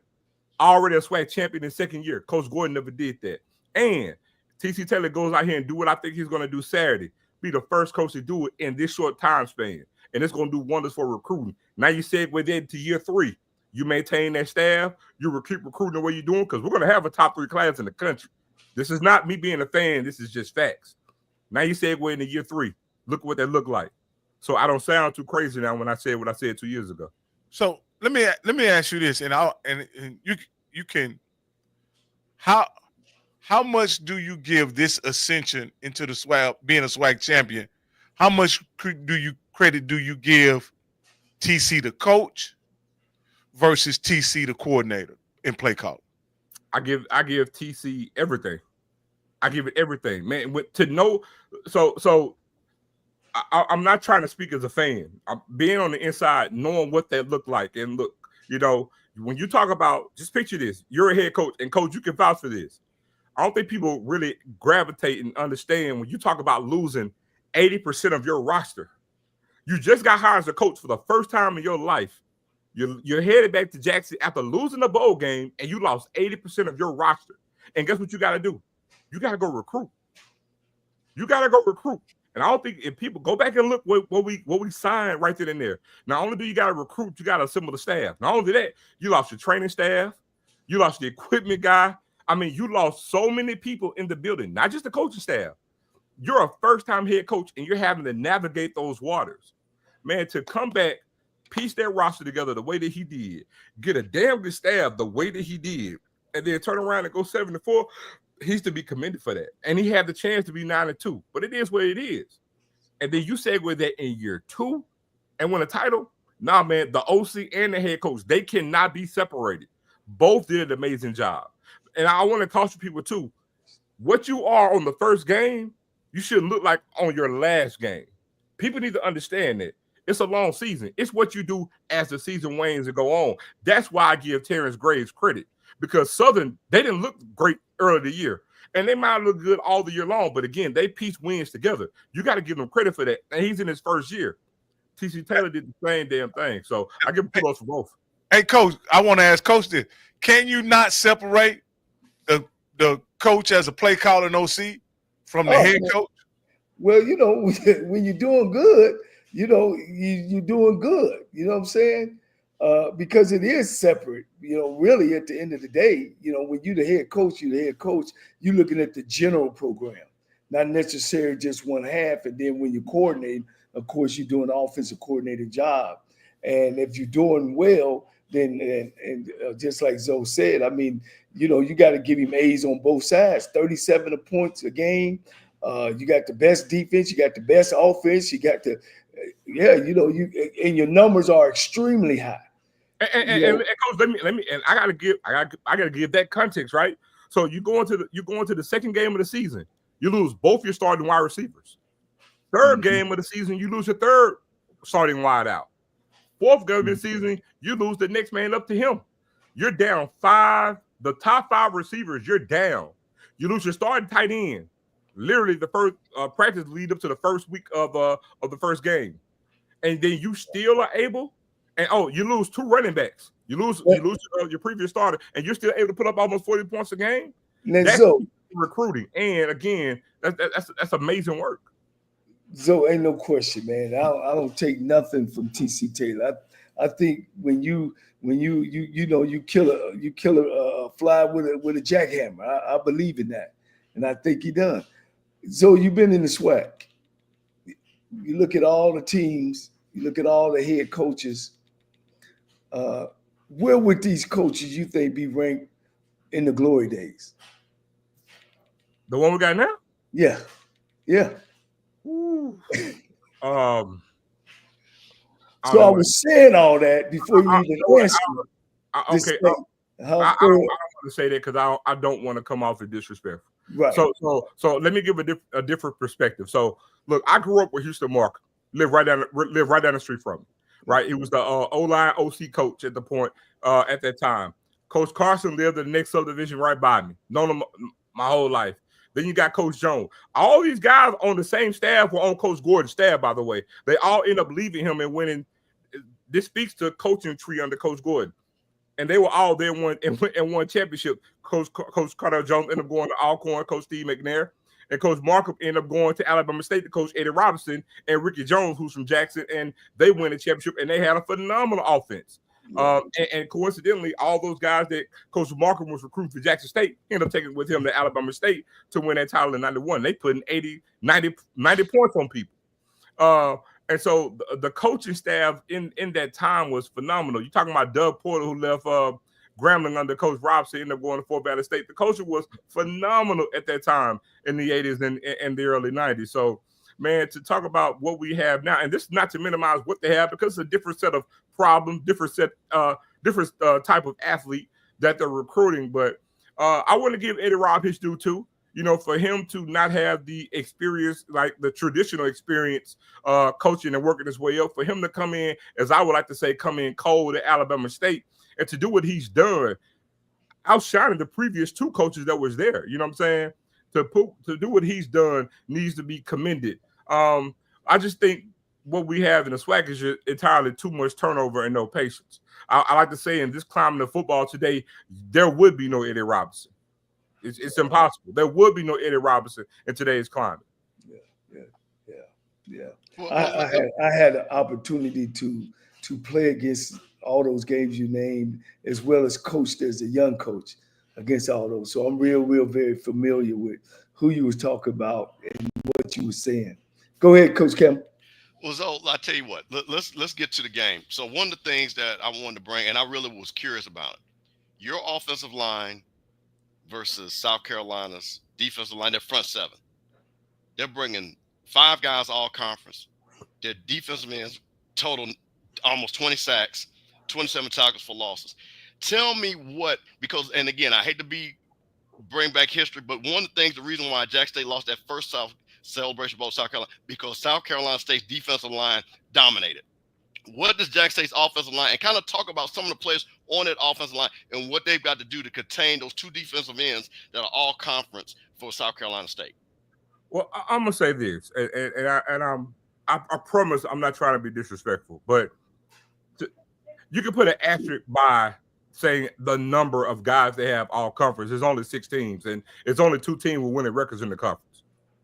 You know, and this is not to slight them because those two DNs they have are really, really good. So this is not to slight them, but when you know the numbers could kind of be skewed because it's only 2 winning teams in the conference. But I feel like you saying in the MEAC. Yes. Yeah. Okay. It's only 2 winning teams in the conference. So and it's not excuse them, but those 2 ends are legit. You know, you watch them and they're the main thing that stand out to you. But you know, the one great thing that you do at defensive ends, and I don't really feel like it's a issue for us because most defensive ends, they really get their praise from rushing the passer. We're a running team though. And you know how you negate great pass rushers? Run at them. Exactly. And that's what we're gonna do.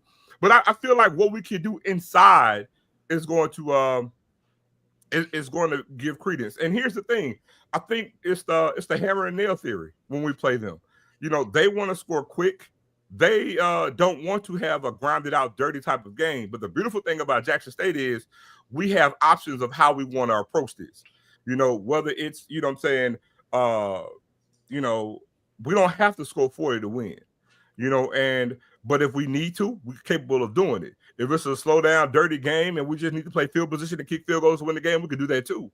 The main thing for us against this defense, I believe, again, is running at those defensive ends, but I really feel like we have the advantage inside. I feel like center to guard, we have the advantage in the trenches over them. I really, really do. But again, I have the ultimate respect for their DNs. Both of them jump out at you. You know, one of the things about this game that concerns me, as I will be rooting for Jackson State as I do on most Saturdays, right? But my concern is, can Jackson State make Eric Phoenix look pedestrian? If Jackson State can make Eric Phoenix just look pedestrian, I'm not saying bad, but make him not look like Vic or even what's my guy that played against Jackson State in the against Shador, Davius Richards. If you could keep him from looking like that, I think Jackson State has a great chance to win the game. Do you have any insight on how Jackson State can go about making Eric Phoenix look just normal and not otherworldly? I mean, just do what we do. Just do what we do. I mean, we're great against the run. We contain very well, and you know, we're a fast defense. And I'm gonna be honest. No matter who we play, you won't get anything. You won't get anything up the middle. I mean, True and Jeremiah have been consistent. It's death, taxes, and them stopping the run up the middle. You're not getting up the A gap. So same thing applies. Center the guards, you're not getting nothing. So everything's going to have to be outside. Everything's going to have to be outside. That's every team we play. Even Alabama State, the success they had running, you know what I'm saying? We had bad alignment on one play and they got that one long touchdown. But even that was outside. Nothing is coming up inside. And so to answer your question, I mean, just do what we do. The main thing in this game that we're going to definitely have to do is tackle well. As 2 things that's tried and true for Jack State to win this game. If we tackle well and we don't turn the ball over, I don't see it being an issue for us to come out with a victory. But tackling is going to be key because I really feel like now look, have all the respect for Eric Phoenix. I think he's a dog. But I think this will be the type of game where he alone, he's going to have to really throw for a boatload of yards that only he alone is going to have to run. And again, doing what he's going to have to do all game long against the defense. And again, you get hit enough, you get touched enough, you know what I'm saying, second guess some of those runs, it's going to be what it's going to be. At the end of the day, look, we could take him running the ball. Look, if he throw 500 yards, you take your half, meet him at midfield and shake his hand and say, good job, son. Outside of that, nah, it ain't happening. Here's what South Carolina State got to do to beat Jackson State. They got to control pressure. They got to be good on first down, and they got to hit the big one. And they have people that can do that. Phoenix can hit the big one. Cadence High can get deep. They got the other wideouts that can catch the ball as well. I think what you're saying, they're gonna have to hit off the edges. They not gonna be up in the A gap. They're gonna have to come in the B and C gap, which they will. You know, you can't say enough about Chennis Berry, who's a former O-line coach and one of a very good O-line coach who also know the passing game as well. So they'll do a lot of play action as well and try to get on the edge. I think that's where when Jackson State does put pressure, and I've seen it a lot, Zoe, last game, that a lot of times those guys are shooting up the same gap. And I know they ain't being coached that way. Sometimes, players make mistakes. They got to be on cue to stay in their gaps and keep gap integrity. Because if they lose Phoenix on the edge, it could really be damaging as far as them keeping the ball and keeping Jackson State back up. Of course, the big thing is nobody's talking about is special teams. And that's where I think you can control possession. You know what I mean? The question is can Morgan handle it? Can he take the team, 65, 70 yards and score? Because South Carolina State is going to see if he can throw the football. You know what I mean? They're going to try to take away, your big fish, and that's the tailback. So that's kind of the way I kind of see it. Well, yeah. Let me before you start, let me ask you a question because I'm going to set up because I think you want this. Here's the last 5 games. South Carolina State. It scored 69 against Delaware, 24 against Central. I think we all agree Central's a top 5 HBCU team. 38 against Howard, 54 against Morgan, and 53 against Norfolk. So clearly offense. What does Jackson State have to do, or do you believe can they win in a shootout? Because I think South Carolina State has quick strike capability. I think what Jackson State has is consistent ability to score. So what kind of game does Jackson State have to do? Because as you can see, these guys are coming in with a lot of confidence that they put in 60, 50. And like I said, Morgan State has a good defense. Central has a good defense. So what do you think Jackson State has to do for that score not to get up and not to get in that battle where your quarterback now has to go shot for shot? Well, I don't look at it that way. When you say all those points on all those teams, all I hear is horrendous defense. That's all I hear. And look at what they rank. They're horrible. So I don't foresee them putting that many points on us. Because again, it's what we give up per game. I really don't see that. But wait, hold on now, Zoe. Who is Jack? Now, wait a minute now. Jack, listen, the swag is down. So we go team for team now that Jack State has played. Those teams are just as bad. But here's the Alabama State's defense. Here's the difference. Southern and FAMU, come on now. Hey, look, I'm glad you guys are saying it and not don't me. do that now. Don't do that. But here's the difference. Here's the difference. Go look at points per game. We talk about defense. Look at the other offenses though. Look at what FAMU was averaging. Look what Southern was averaging.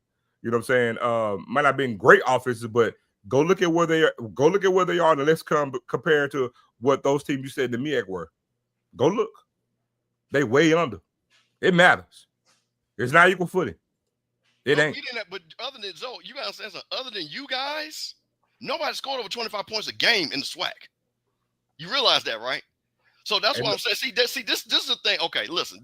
And the reason why I'm asking you this, because listen, and I think this is we got a lot of South Carolina State people, and I'm gonna tell you this. I've talked to a lot of South Carolina, and I was trying to get somebody from South Carolina State. He couldn't make it, but I got to play the other side just for the balance of the conversation. Okay. Mm-hmm.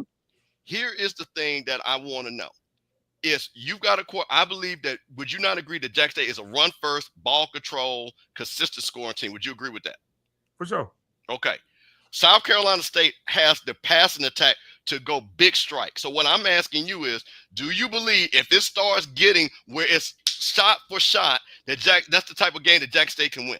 Or do they want to play the Jack State game like they played against Southern, like they played against FAMU, like they played against Alcorn? Because you guys said, to you guys' point, you guys are only allowed 6 points, 3 points in 6 games in the second half.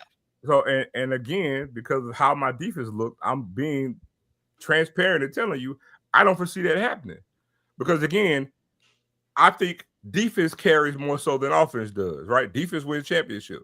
So again, we're talking about on the neutral site, and we're forecasted to say, oh, their offense, well, they do this, so they're more inclined to put up 40-some points. So that's pretty much how the game is going to go. And I can sit there and say, well, no, we're more inclined to not allow them to score really any points in the second half because that's what we've been known to do. So, but to answer your question, yes, we can. We can. But also, it doesn't have to be that way because I really feel like once we really get going, I don't really feel like they can actually stop us and get us off the field. Because again, if that's the case, we can actually slow the game down as well. That's why I say we can win in multiple ways. Basically, by listening to what you're telling me, they can only win that one way, and that is to try have big play capability. We can win in a myriad of ways. Again, when we talk about hidden yardage, when we talk about special teams, kickoff return, punt return, we already know they're going to try their best to keep it away from Travis Terrell. But again, we got ways to give them the ball in the kicking game. That's another way we can win. We got the best punter in the game. It ain't even close. We can win field position. We know we got that. Then we talk about what we can do on offense and how we can score on defense as well. I think in all the different facets of the game favors us. But to answer your question, if the game calls for us to score, we can do it because last time I checked, we are averaging right at 40 points a game. Well, let me ask you one thing, Coach, and I'm gonna let you have it because I got to do because my South Carolina State people are texting me saying the two sides, so I got to give the South Carolina State side. They have the offensive player of the year, Eric Phoenix. Okay, that is with a coach that he has been with for 3 years, that they have seen a lot of football. So I don't think that they're going to go in that game worried about we haven't seen this, we haven't seen that. How important is that by them having an experienced quarterback versus your quarterback who we've kind of – and listen, and Rocky even tried to tell the narrative, hey, they got 2 or 3 quarterbacks they can play. So they got a guy that they know they can depend on. And again, I'm talking about the narrative that people in social media putting out there. Who's the right guy to quarterback this Jack State team on Saturday? So again, I'm asking you this question about what do you think about Eric Phoenix and his ability, and he is the player of the year in the MEAC. I again am going to tell you, guys may feel like you can't depend on Jacobian. We don't feel that way. We don't feel that way. When it comes to what we do and what we ask for him to do, we feel like as long as we don't turn the ball over, we'll win this game. If we tackle well and we don't turn the ball over, we will win this game. Point blank period. Again, this is what I would say and I'll try to be unbiased on this. To be honest with you, there's no team that's really been able to pass the ball to the point to where they put up points against Jackson State. But I think this is to Mr. Campbell's point. The only legitimate passer that we have in the SWAC is Daniel Richardson. Right? Anybody else, they just throwing the football. Right? And in that game, Daniel Richardson had a half of where he could move the football through the air. And then somehow his water got cut off. You understand? I'm just saying, I don't know what happened, but his water got cut off. My point is, I look at this. The worst game I seen South Carolina State play was a game that it was 10 points. They were tied at halftime with A&T. And I expected them to blow out A&T. They eventually blew out A&T kind of the same way that Jackson State blew out Southern. But in the grand scheme of things, when they're looking pedestrian, is Southern in any way where A&T is as a team? I think Southern is a lot better than A&T. And I know the property of transference doesn't always work, but I'm just looking like what it looks like worst case scenario for both teams. And I think worst case scenario, what it looks like is I think their floor is much lower than Jackson State's floor, in my opinion, based on that performance against A&T. Y'all can give y'all context. You can put in whatever context you want to. Here's the thing I want to say about this too, because I'd be remiss if I didn't say this. Look, I respect Eric Phoenix. I think he's a damn good player. But I don't really feel like Eric Phoenix is the best quarterback that we face when we talk about, passer of the ball. I don't even think it's Daniel Richardson. I don't think either one of them, when it comes to being a thrower of the ball, is better than Mekhi Higgins at UAPB. Just passer of the ball. I don't feel like any receiver that South Carolina State has is going to be a better receiver than we face with Giovanni Gibson. I feel like Giovanni Gibson is the best receiver that we faced all season. I truly feel that way. Now, do South Carolina State have some good receivers? Yes, they do. And I do feel like what they do offensively throwing the ball can present a challenge. I'm not going to say they don't. This is going to be a damn good game. But again, when we talk about what they can do, like, I'm sorry if I don't feel the way everybody else feels. I don't have any fear if it's like, oh my God, I'm shaking in my boots because they present a problem. We present just as much of a damn problem to them as they do to us. But like the tenor of it is almost like, well, they do this. How are you going to do this? And the question needs to be, hell, how the hell are they going to stop us? Because nobody else really has been able to do it. You know what I'm saying? Especially what we do defensively. I feel like our defense is better than their offense. And we've shown that. Again, dominating and only allowed 13 points in the last 6 games of the season. I mean, that speaks for itself. But how do we put the Alabama State game in context then? I mean, Alabama State, best defense, top 3 defense in the country. Alabama State defense is nowhere near South Carolina State defense is nowhere near where Alabama State is. Not even close. North Carolina Central was able to run the ball against. I said North Carolina Central was able to run the ball against. In the first game of the season, you going to hold weight to that? Okay. Well, I'm just saying they were able to run the ball against. I mean, I'm not going to argue with you. They did, but first game of the season. Okay.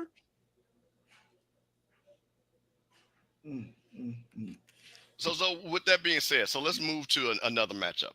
And you talked about this. Talk about, and I think you brought this up.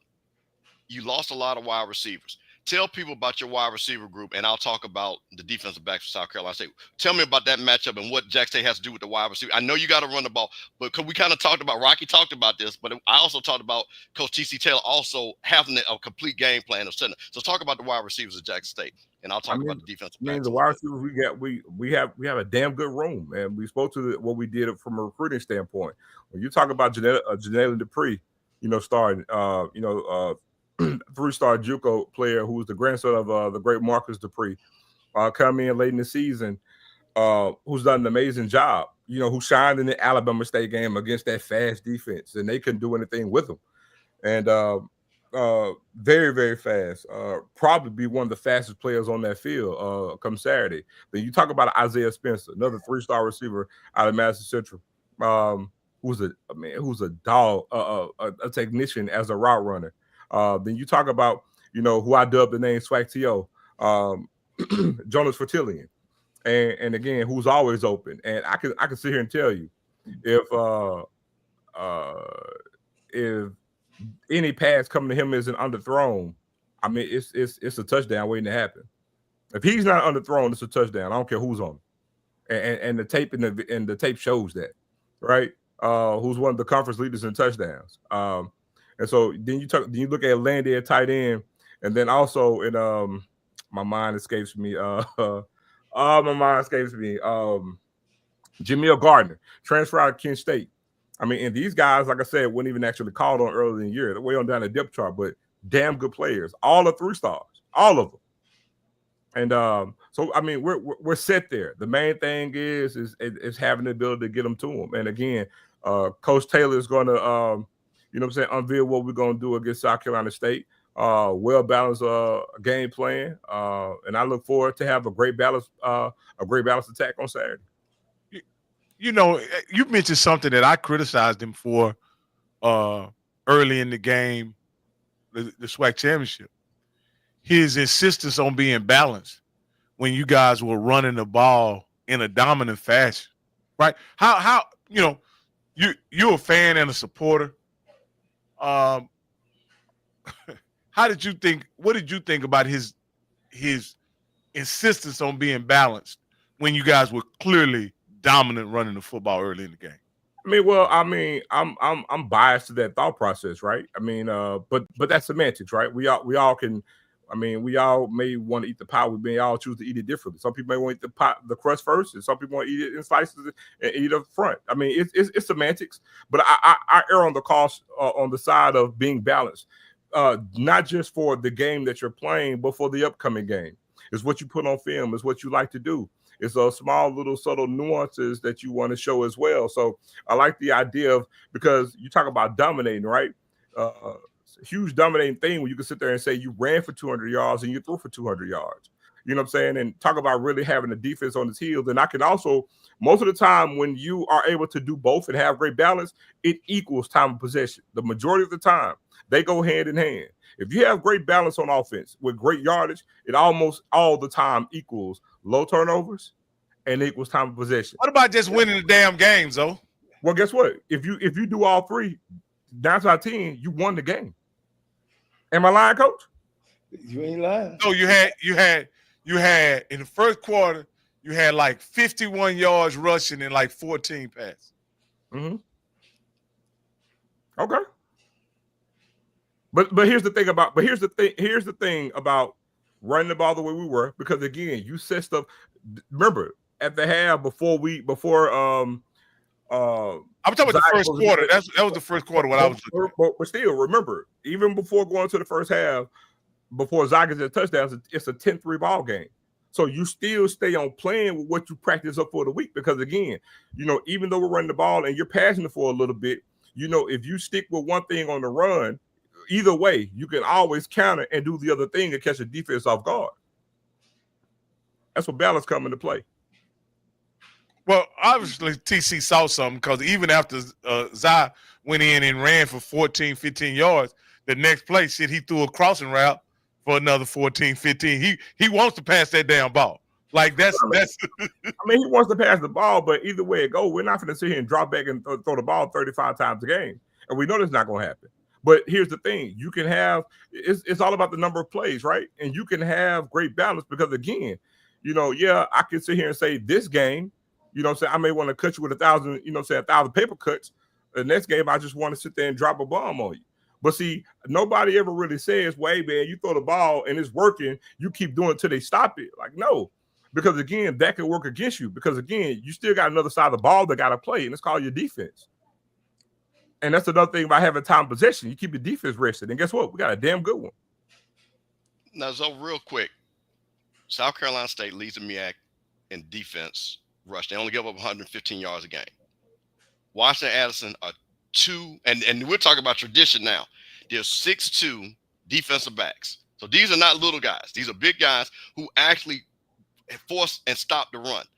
So with that being said, South Carolina State brings a lot to the table on the defensive side. So to your point, while what you do really well, they also have a game plan because they've done it in the MEAC. And MEAC and Coach, and I'm going to bring Coach back in here. MEAC is known as the more physical conference, as a run-dominant conference, and they're only giving up 115 yards a game in what we consider the more run-dominant conference. And we're talking about, again, Washington, 16 pass breakups. I think he's 4th in FCS.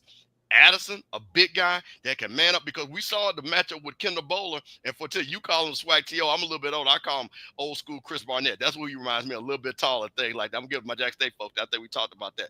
So I keep bringing this up because people say styles make fight. I think this is one of the most evenly matched celebration bowls that we're ever going to have, based off of strength versus strength, where people do well. South Carolina State does well, you do well, what Jack State does well, they do well on the opposite side. So I keep bringing these things up to talk about these points so I could just make sure we're giving balance on that. So I think South Carolina State says, hey, listen, we have stopped teams from running. We know Jack State has to run the ball. So this is why I go back to now, I guess the question with Rocket, do you believe Jacoby Morgan, because we saw the run game get kind of stifled against Alabama State, right? Can he then make plays in the passing game to win that game? For sure. I sure can. I mean, here's the thing. I think a lot of time we're being prisoner of the moment, right? We're looking at the last game and we're equating to that's the best in all that he has to give, because that's the last thing we saw. And then we saw a great, opposite of that when Zai came in, right? And it's almost like, oh, well, Jacobin can't really do that. But Jacobin is called the general for a reason. He's the leader of this team. The guys rally behind him. And again, last time I checked, it's a team. The one thing about playing quarterback, whenever a receiver is struggling, nobody sit there and say, hey, man, which receiver y'all can go to that game? Because, your number one receiver had a bad game. No, you go practice. Give him the ball. You go practice and you go get him right back and throw it back to his ass the next Saturday. But only at quarterback, when you have a bad game, it's like, oh, well, you ain't no good no more. We want to throw him out the bathwater. But you know what? What a great opportunity and a scene for Jacoby to come out and right the wrong from last week, right, and have a damn good ass game and win a Celebration Bowl for Coach TC Taylor. Again, I don't, and maybe I said he was playing bad. I want to apologize for saying that, because I won't say he was playing bad. It's just he was ineffective. and that ain't necessarily him playing back. That may have been, like you say, it could have been Southern. It could have been what they were employing. It was Whatever. Southern. It was Southern. I mean, and I'm not taking it was Southern. Southern defense, they played above and they played great on in that first half. And kudos to them. And I'm gonna give them that. But what I was gonna say is, I think Jacobian, if given a chance, he could have done some of the same things Zai did, but they didn't call none of that when he was at quarterback. They didn't call none of the quarterback runs when he was at quarterback. They didn't try to QB power and all those things. You know, again, I know it sounds like I'm questioning TC Taylor. I'm just a real big fan of doing what you do until they stop it. And it looked like TC Taylor, much like Willie Simmons. So I'm criticizing and Coach Campbell will tell you I criticize Willie Simmons for the same thing. And rather than doing what is simple and risk averse, they tend to do what they feel will work in the moment, and that tends to be a little more risky, a little more tricky, a little more clever, and sometimes it gets you in trouble. When it came to the game, I mean, Coach can speak for this. I mean, you see what you see on film, and you have a game plan. And even though the flow of the game, sometimes you may deviate a little bit going with the flow of the game. But I mean, even replaying that game and being on the sideline and replaying that game back, I mean, nothing that we did was risk averse to like we shouldn't have been doing what we were doing. Everything still went into the confines of the game plan to work. And again, just because you don't have a great scoring output in one half, you go in and you make adjustments, and then it does what it does. We still in that second half, even with Zai coming in, we still ran the ball. You know what I'm saying? The only thing that was different was because Zai is in there. Zai's faster, so you changed up a little bit. That we're able to call a few more quarterback runs, but we don't really call that with Jacoby because, I mean, let's face it, he's not as fleet of foot as what Zai is. So there's no need to call that as many quarterback runs. Zai's more athletic than what Jacobian is. And so, you call things to, fit his attributes, right? And so that's all that was. I mean, so I wouldn't expect the offense and everything to be exactly the same as when Zai was in the first half. And again, we're still talking about the fact that we made adjustments. You make adjustments for what you want to do because, again, the DNs were crashing down, and we had an issue with that. You go into halftime, you make adjustments to those DNs crashing down, and you call plays in reaction to that. And that's what you saw, and you saw the results of doing so. Let me ask you one more question, then I'll let the rest of the guys have you. Two questions, kind of related but unrelated. One, what was the impetus to make TC Taylor go to the third-string quarterback rather than the listed second-string quarterback? Listen, I don't know if you guys actually tuned in. Look, I've been on Zai praises from last season. Zai was a record-setting Metro Player of the Year here in Jackson. Zai's a damn good quarterback. And just so people know, when Cam played it early in the year, he wasn't necessarily just a second-string quarterback. There was no second-string quarterback. Just got a new transfer in and wanted to see what it looked like. And we saw it and everything else. So Zai, if you noticed last year, played some last year, and he played some early this year. And Cam got in the game this game as well because Zai went down and he was cramping. But went to the fight. I mean, again, you saw, I think what TC did was Zai to me, and I think to Coach Taylor, Zai, regardless of what some of you guys think, Zai actually is a damn good passer of the ball. And so I just felt like he had great headway with putting Zai to the game more so than Cam. I mean, they're both athletic. I would say that Zai has more wiggle and juke ability and escapability more so than Cam. Cam is a great athlete, but more straight line speed. Zai has more elusiveness at quarterback. And again, from the way that Southern was playing and what their DEs were doing, and you saw the way he ran, I think that was just a great call because he saw what he could do to Southern's defense. Yeah, and the other thing is, of all three quarterbacks, which quarterback not necessarily gives you the best chance to win, because that's not what I'm talking about. I'm talking about who based on South Carolina's defense, which quarterback makes it most difficult to defend you guys? The most difficult to defend? I'm still going to say Jacobian. I'm going to tell you why. Zai is an elusive runner, but I'll say this: if Jacobian is hot and he's on, Jack State offense is scary. Jack State offense could put fear in a team if Jacobian is on, because I'm gonna be honest. If Jacobian actually really took off and ran with authority, like we know that he can, it's more scary because of what he can do. And again, we've seen it throughout the season, and he will do it. But Zai is just faster, right? And has more elusiveness. Jacoby doesn't have elusiveness. But Jacobian, man, what he can do with his arm, if he's on, Jack State scared. Do you agree with that, Coach Cole? You mean South Carolina State is scared? No. He's saying he's saying that I asked him, of the 3 quarterbacks that Jackson State has, which one poses the biggest problem to South Carolina's defense? Right. And he says Jacoby and Morgan poses the biggest problem to South Carolina's defense. Right. And I asked, do you agree with that? Well, yeah, I mean, I'm a pocket guy. You got running backs to run and quarterbacks to throw and run when they need to, and wide receivers. So I'm that type of guy. I've heard all the talk, and so you hit some great points there. And if all cylinders going in the right direction, Jackson State would be good. This is what I fear from Jackson State, is that they don't come out and turn the ball over. And I think you've said that a lot tonight. Watching North Carolina Central and looking at the MEAC stats, the only 2 teams are basically good there is North Carolina and South Carolina. North Carolina Central and South Carolina State. Everybody else can fit in the SWAC conference, from the bottom to the middle.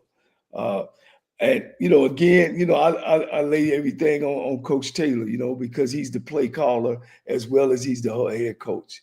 He's gonna have to call a good game, and then being in a new stadium and all that atmosphere. South Carolina State is one thing. They've been there. Some of the players on that team been there, and of course, Chinnis Baird. Let's talk about the coaches. I think when you look at both coaches, you got to give the nod to Chinnis. He's been a head coach before at a winning program. He's put things together, and he keeps things more to his vest. TC Taylor kind of has that gunslinger in him, but like I said earlier when we were talking earlier, I thought he matured. Not only just as a head coach, as an offensive coordinator caller. So I think the game will be won in the trenches. I think, like you said, Zoe, special teams going to play a major part because of possession. I think between the two, I think Phoenix is going to be the difference maker in the whole game.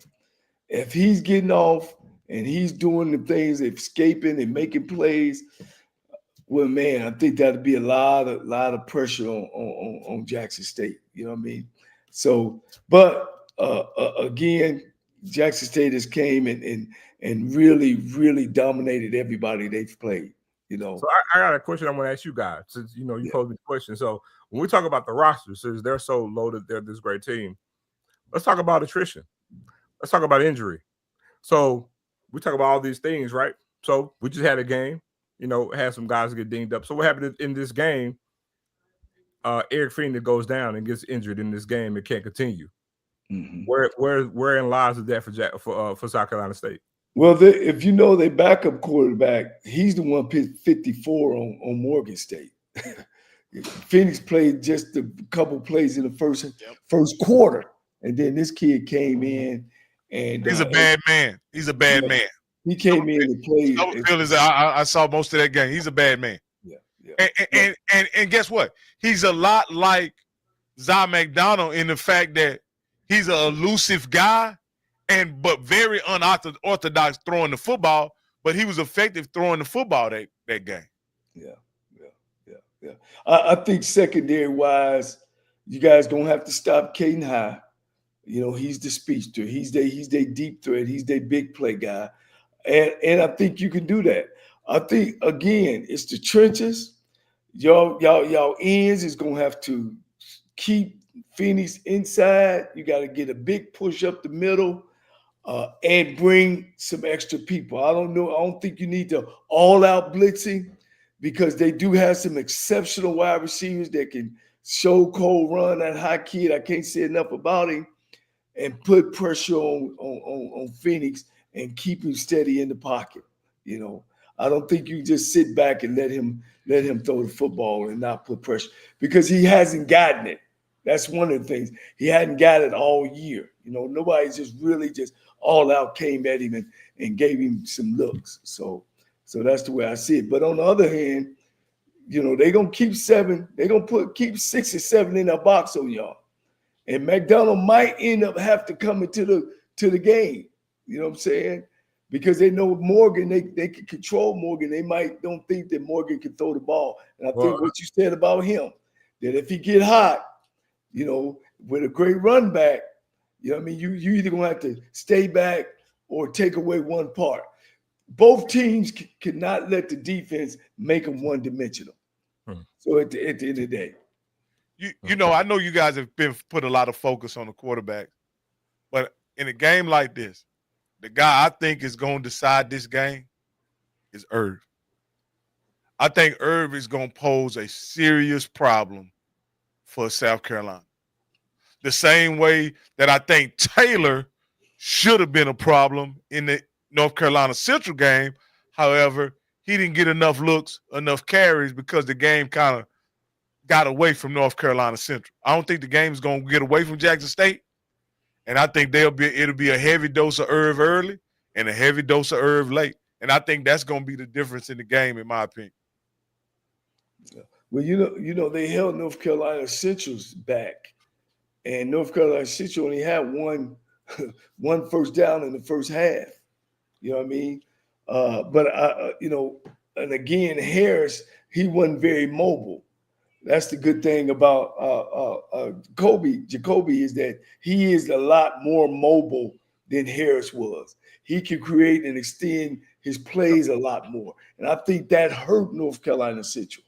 And then North Carolina Central the only way they came back is they put pressure on Phoenix. They made them go 1, 2, 3, and they hit big plays. They hit big plays against South Carolina. And then at the end, they weren't able to contain Phoenix, and he made play after play after play. You know, so go ahead. But Coach, don't you think that North Carolina Central wasn't patient enough with giving Taylor the football? Because he was effective. They just didn't give it to him enough. They kept throwing the ball, and that caused them to go 3 and out several times in that game. Because I believe Taylor is, to me, as different back, but he's just as good as Irv, in my opinion. I would give Jackson State's secondary over South Carolina State's secondary.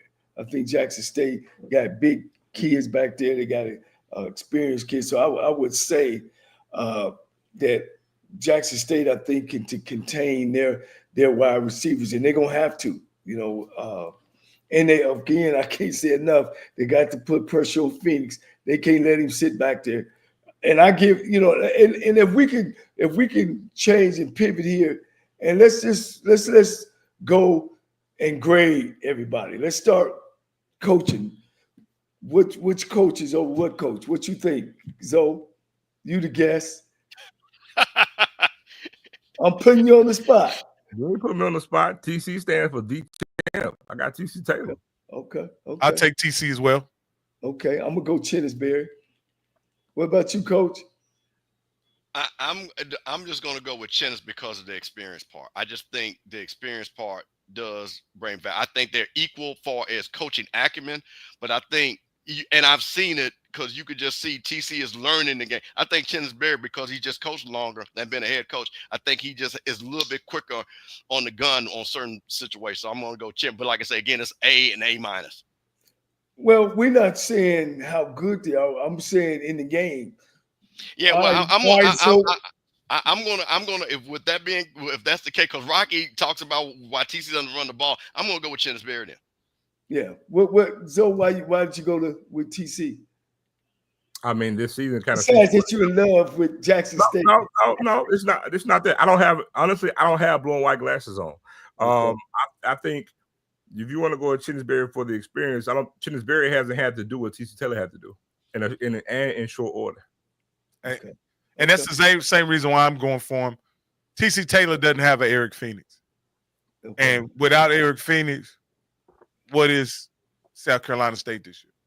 Okay. And so TC Taylor has used 3 different quarterbacks to move the football, several different wide receivers, a number of running backs, and his team has been solid the entire year for front and back. And again, in a really competitive game, I think TC Taylor was able to defeat a team that Chinnisberry lost to, and so. I got to see. So I got, my folks. I mean, my phone is banging. So okay, South Carolina State folks, I hear you. So here's what I'm gonna push back on that. Chinnisberry took players from D2, came up and won a conference against and beat Trey Oliver, who people consider the best HBCU coach right now. Okay, I retort. Chinnisberry won one damn conference game that needed to be won in a conference with 5 out of 5 games. And then on top of it, you say he took D2 players, but last time I checked, those D2 players were good. I hate when people try to minimize saying D2 like they ain't good. Well, guess what? If that's the case, I'm gonna use what they say now.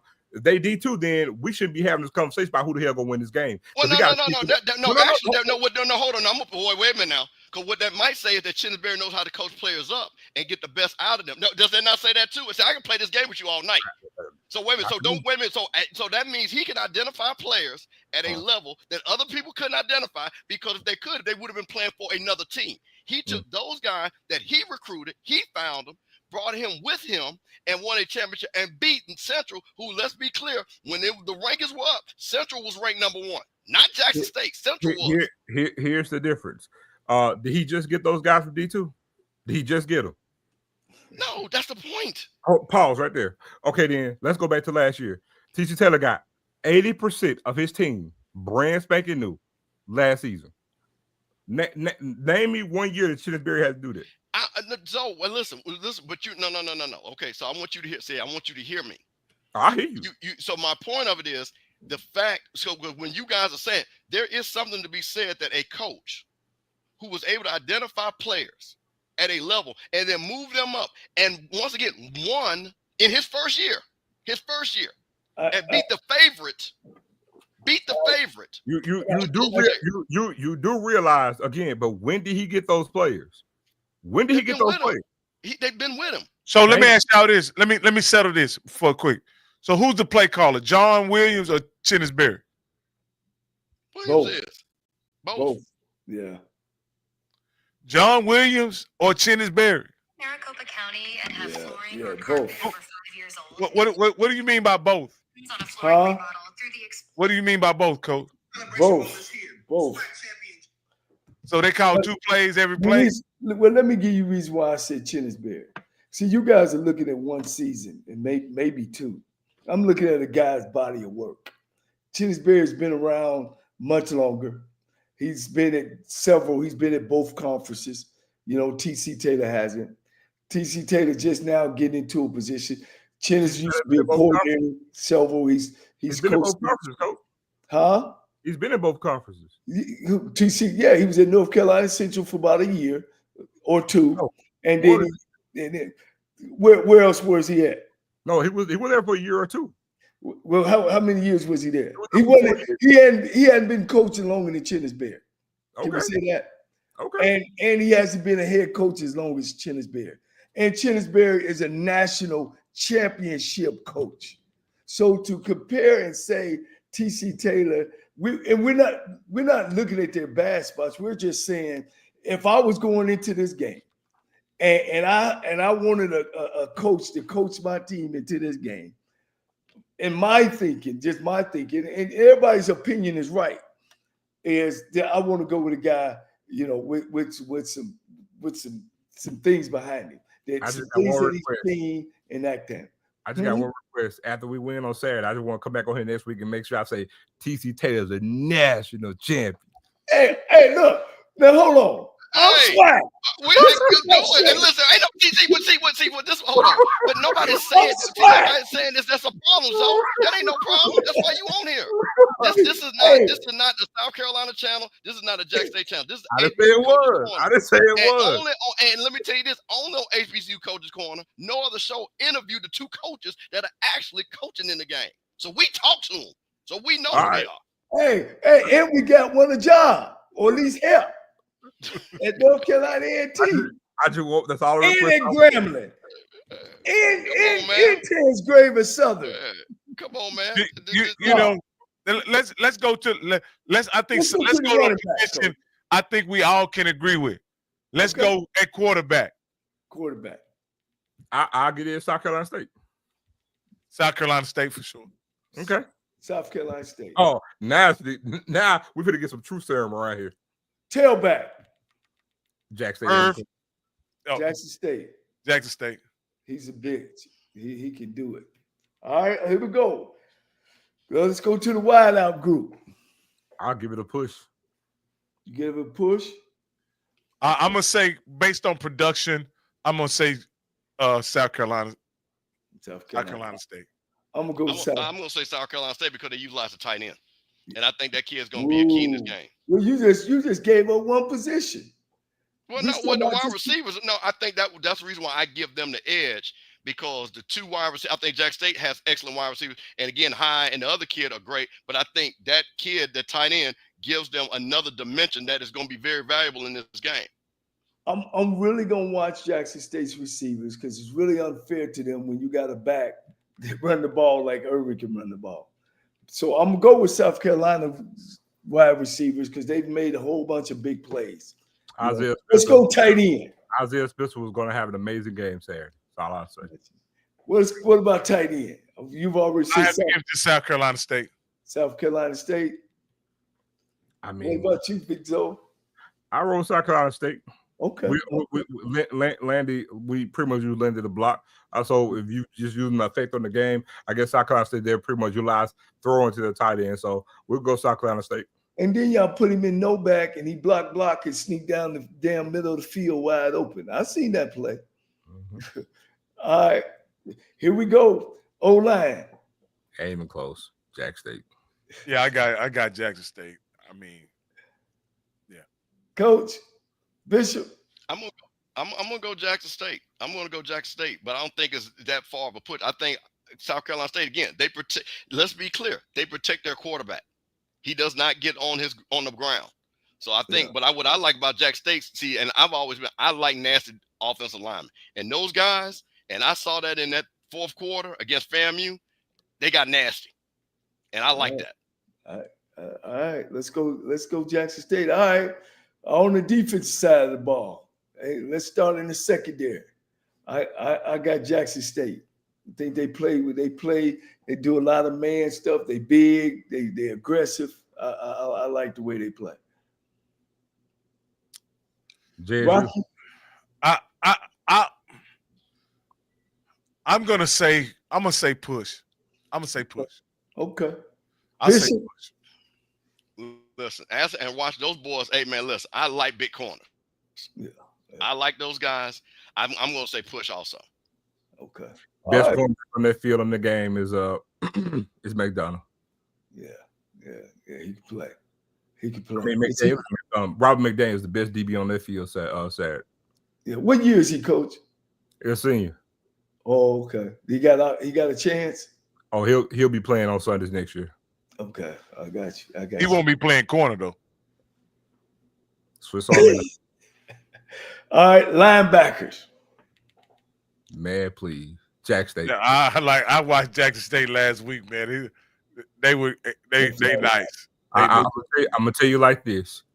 Anybody who watch football, you want to get a clinic on how to play linebacker, watch Ashton Taylor. Yeah. Y'all got a couple of them, Coach. I like Jackson State. What about you, Bishop?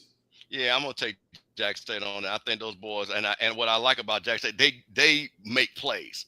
And they, like I say, and I just, you know what's so funny, Zoe, and I mean, not to get to, it is amazing to your point and I'm going listen, because I watch you. I watch the mass meeting every day. I love what you're doing. KC 1400, love what you're.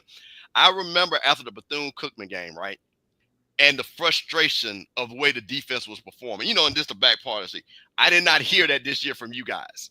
And a lot of that was a frustration that you guys had with the linebackers last year. Remember that? A lot of discussion was the linebackers not producing and things like that. I think that you all correcting that totally changed the dynamic of the defense. Yeah. Did y'all change schemes, players, or both? Both. Okay. All right, so we're gonna split the defensive line. Let's talk the interior, the nose and the tackle, or two tackles. Jack stay in. Man, we're on a whole different solar system. D tackle.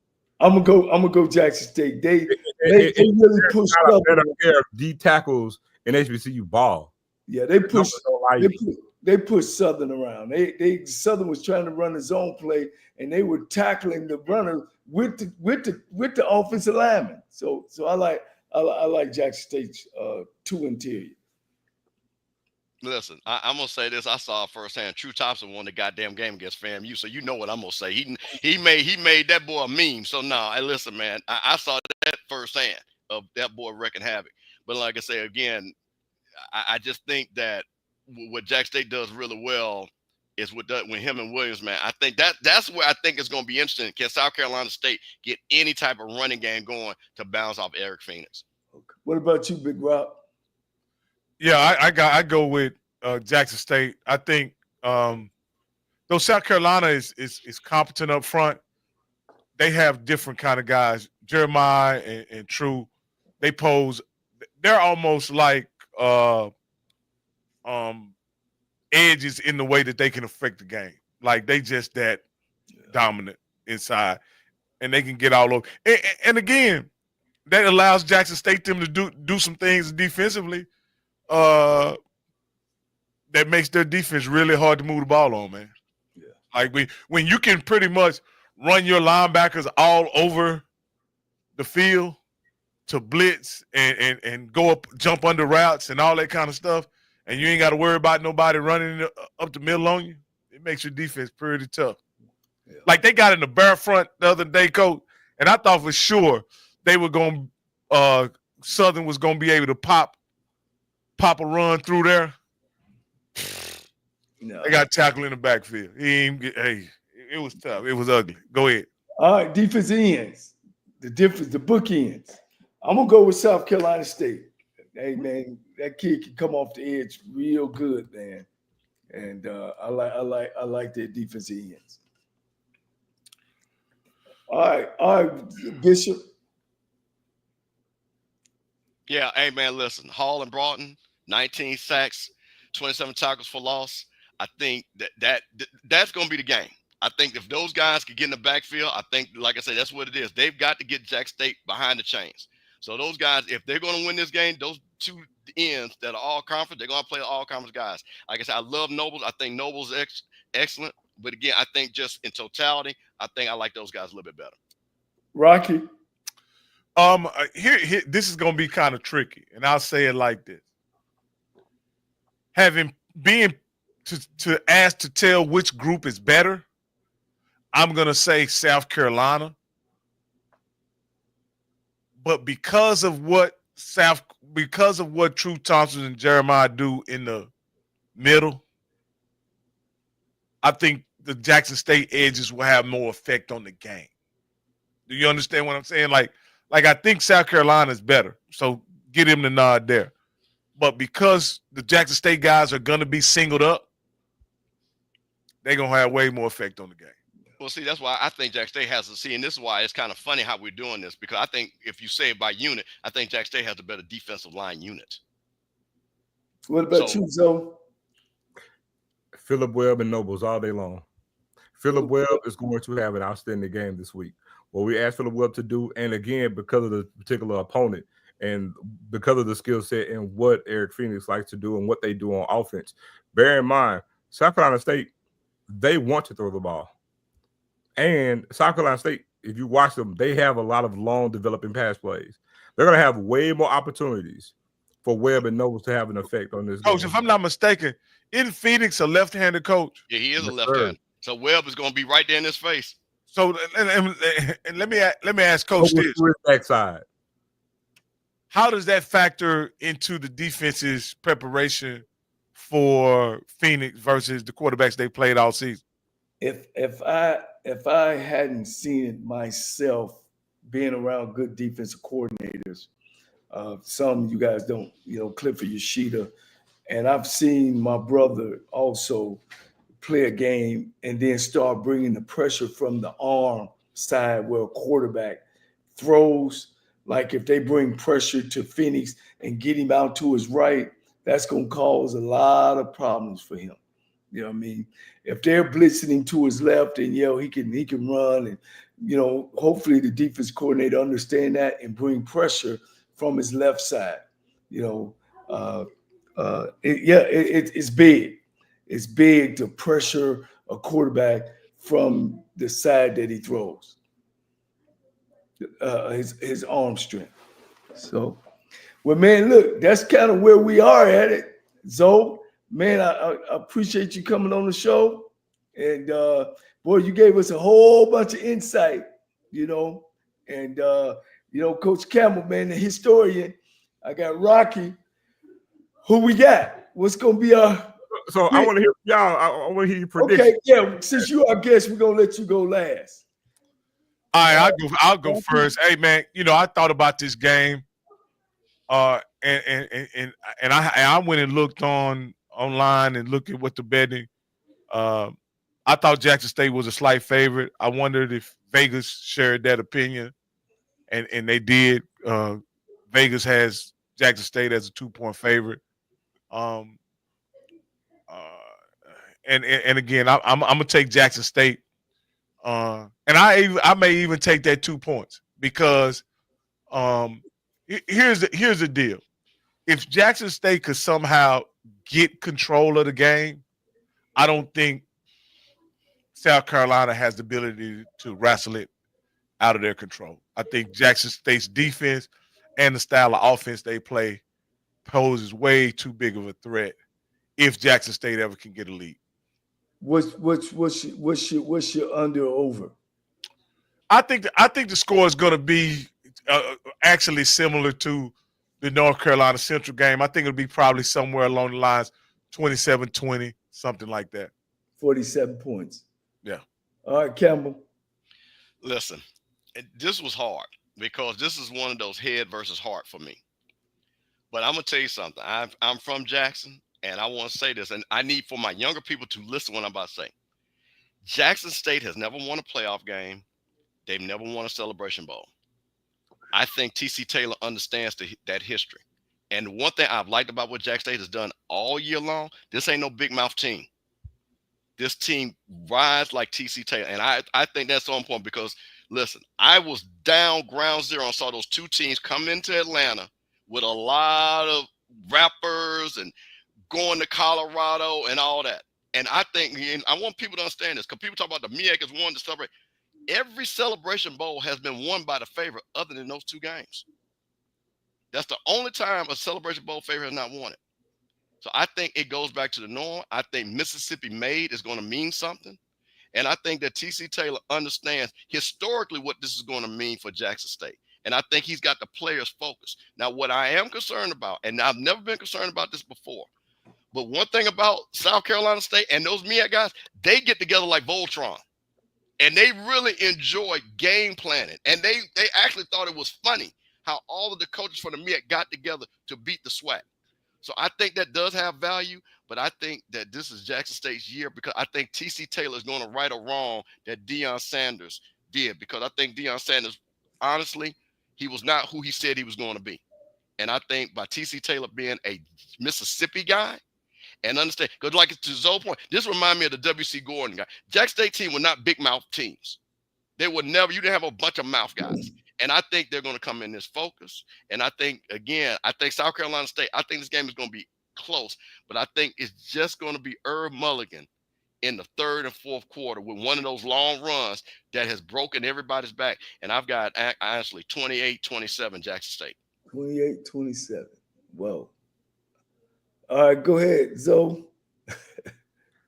Listen, I told everybody that Jack State under the TC Taylor was going to have a W.C. Gordon feel to it. And listen, TC Taylor coach is Central. He know full well what he's getting into. And listen, I was actually on wax. We interviewed Coach TC the moment he got hired, right? First interview he had was with us.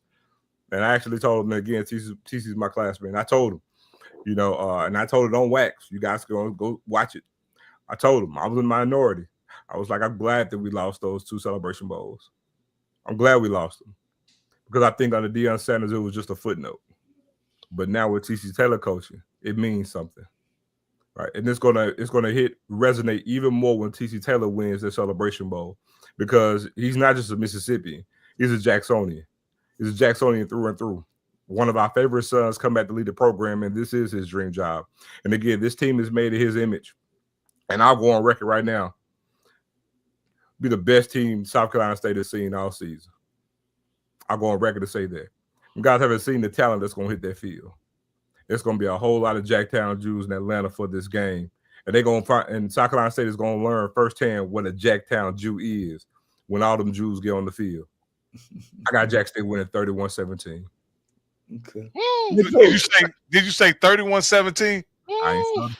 So you was in Jackson State when Kent was the quarterback? No, before then. You was there, but you said you was with TC. Oh no, Kent was there after me. Kent was there at the tail end of me. Yeah. TC played with Kent. Yeah, but TC was both older than Kent. Oh, okay. Did you ever see that game against Alabama State and Jackson I was State? there, Coach. You won 61-58. I was there. No. 68. 61. I was there, Coach. 61-58. 1-3. I was there. Look, you talking to a Jack State historian. I was there. Darnell Kennedy was the quarterback. We should have won that game, by the way. I was there. Oh, should have. Yeah. What did we do? We should have lost. Is that what you said? Lost.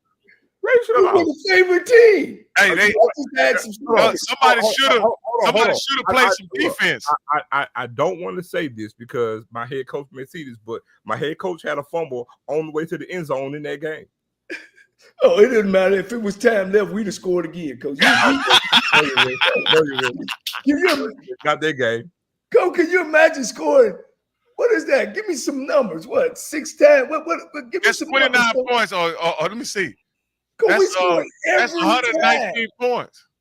Coach, we led and scored every time. Every time. 61-58 was the final score. I was there. That's 119 points by my count. No, I still had 2 or 3 more plays in my back pocket would have went the distance. Hey, Coach, did you score a Chinese touchdown? Hey, boy, look. Chinese, Japanese, Vietnamese, everything worked, Coach. Mm-hmm. No, I'm just Zoe, them South Carolina State folks is asking you, they say, hey, better than Georgia Southern Tennessee Tech. Hey, man. Look, I tell you, they say you disrespecting who they playing. They don't care. Look, like Coach said it since he mentioned it. Look, man, when we get done with them, you're gonna think all the people from Jackson are Chinese. I promise you, we get done with it. Look. Now, Zoe, listen. Hold on. Now, Zoe, if y'all lose, I want you to be back here on next Tuesday. And I will, guess what? And if you're slow, you'll catch that later on. Jack, so who gonna win the band? Are you serious? The Sonic Boom, baby. Are you serious? Look, I'm swag. I'm swag through and through. What worries me is the quarterbacks, Morgan versus Phoenix, or Phoenix versus McDonald. If Jackson State don't turn the ball over and don't give South Carolina State short fields, I think Jackson State win this football game because they can't score. When it comes down to play calling, I'm gonna choose TC Taylor over Tennis Bear. So I got J State national champions and lead this conference. And I'm like you, Zoe. TC Taylor is a blue bread from our schools, from the SWAC, and I think he's ready. I think he's been into some games, some shootouts. That's the only thing I worry about is Morgan and McDonald ready to lead this team and make plays when they have to. It won't come down to that, and then I wouldn't worry about whether those two have to come into it, because again, I'm more inclined to see what they'll do with the physicality that we bring in. Look, TC Taylor has actually said it multiple times. He built this team specifically for this game. It's a very, very physical. Let me ask you something, Zoe. It wouldn't be HBCU Coach's Corner if I didn't ask you this question right here. Will TC Taylor winning the Celebration Bowl overshadow the 2 years that Deion spent as the head man at the helm at Jackson State, to the point to where that'll be for sure in the past? Oh, without a doubt. Like I just said, that's why I'm glad Deion Sanders didn't win. The moment TC wins that Celebration Bowl Saturday, after we win, I mean, Deion Sanders is a thing of the past. There's no point even bringing him up anymore, because he surpassed everything that he's done, and in short order. The only thing he didn't do was go undefeated, you know what I'm saying, throughout the whole entire season, but undefeated in conference play, won the conference in the second year, and Prime didn't even do that, because Prime went in the spring season, Prime didn't win, but he said, hey, it's a trial season, catch me in the fall, and he won it, but it came up short in the Celebration Bowl. So by all measures, TC Taylor is ahead of him and exceeded him. And let me ask you this last question. Will y'all ever be able to show gratitude toward Prime and what he brought during that? I mean, here's the thing. There's no hatred. Let me touch on this, right? There's no hatred for Deion Sanders from Jackson State. Now, granted, we don't like. Look, people are just thinking like we mad because he left. No, I mean, I don't know if you noticed, but we're all, as a whole, right, happy for Willis Simmons, right? Very happy for Willis Simmons that he left and did what he did. Most people in Jackson State, they're happy for Deion Sanders as well. The only thing they didn't like, man, was the disrespect on his way out. That's all that it was, and the narrative that was painted that you could have extinguished. You know, all these DDRs out here want to paint this thing and jump on everything and say what Jackson State is. The only thing I don't like, man, is when I got this point with Deion Sanders was, the not stopping the narrative, you know what I'm saying? Because he could have extinguished a lot of stuff to say, hey, no, Jackson State did do right by me. No, Jackson State did not do this. You know what I'm saying? He didn't kill any of that. That's the only thing, and the disrespect on the way out. You know what I'm saying? He did some things that, you know what I'm saying, that I don't care who you are. Mike Tyson, Michael Jackson, Michael Jordan, Deion Sanders. I don't care who you are. I'm not going to let nobody disrespect the shit on my city and my school. You know what I'm saying? So, again, end of the day, we're proud people here. Look, Mississippi don't have much. Jackson may not have much, but damn it, we love our Jackson State Tigers. You know, so I can't speak for a lot of other HBCUs who have all these other big-time flagship schools in their state. You know what I'm saying? We're not in Alabama saying, oh, Roll Tide and War Eagle. You know what I'm saying? On how all these other states do. We were damn old pissed in Mississippi State. We roll Jack State Tigers over here in Jacktown. You know what I'm saying? So, again, I don't care who you are. We don't tolerate disrespect. And, again, we wish him well. You know what I'm saying? And, look, you talk to anybody in Jackson, man, they're crazy about Shiloh Shador and Travis Hunter. You know what I'm saying? And they wish Deion Sanders well. We just didn't tolerate the disrespect on the way out the door. That's it. We wish him well. Nobody got no ill will to Deion Sanders. Man, he can come back to Jackson, and at some point in time, I hope he does come back and we can honor him the way that he is. Ain't nobody got no bad blood. It's them damn DDRs out here that's want to sit here and act like this whole narrative. And I'm going to say this and I'll be quiet. You know, this whole narrative like, oh, he built these facilities. No, the hell he didn't. No, he didn't. And the proof is right there today if you go on his IG. Literally, if you go back and watch the press conference, the very next damn day, he goes to Ashley Robinson saying, what is this? Ashley rolls out a blueprint showing them what's already in tow. And I'm not sick. And when it's coming from me, it ain't secondhand shit. If I tell you a mosquito can pull a wagon, don't ask me no questions. You better hook his ass up. That's right. That's so right. At the end of the day, no, he did not sit here and create all the facilities for Jackson State. That's a lie. No, you didn't put the barbershop in there? Huh? You didn't put the barbershop in there? No, I didn't put the barbershop in there, Coach. I said Deion didn't put the barbershop in the building. No, he didn't put the barbershop. He just put it out there to get some barbers to come cut. You know what I'm saying? On his IG to get some barbers to come in to do some stuff in kind. But no, he didn't do anything with regards to facilities. Also, he wasn't mismanaged or money that was no to him because remember, Deion Sanders loved to keep receipts. What's funny, since everybody said that he didn't have money paid to him, for somebody who loved to show receipts, why he never pulled no receipts out saying, oh, this happened to me? You know why? Because he was done right by Jackson State. Everything that was owed to him, he got in the fashion in which he needed to get it. So we need to kill all the bull jive. And the other thing, oh, he left everything for TC. No, he didn't leave no foundation or anything. Now, what Deion Sanders did, I'm gonna give him kudos. He came in and changed the day-to-day operations of Jackson State. He came and laid a blueprint for how we need to go do things going forward. That he did. What we do from a football operational standpoint, day to day, that's what he changed. We give him kudos for it. So the things that he done, we give him praise for. But everything else is hogwash, is bull jive. Good, great, babe. Look, don't cry, Rocky. No. Okay, so I think that's the fairest assessment that I've heard from anybody that who is not. I'm not going to say anti-Deion, that has a strong critique of Deion and his time at Jackson. It's related. That's why, because I never understood why Jackson State and Jackson supporters have such a visceral reaction to Deion and the perception that Deion benefited the school and the football program. Well, I can answer that easy. But I understand. I mean, go ahead. I'm gonna answer that real easy. So can I say one thing before you answer it? Because it's dealing with what you're gonna say. True.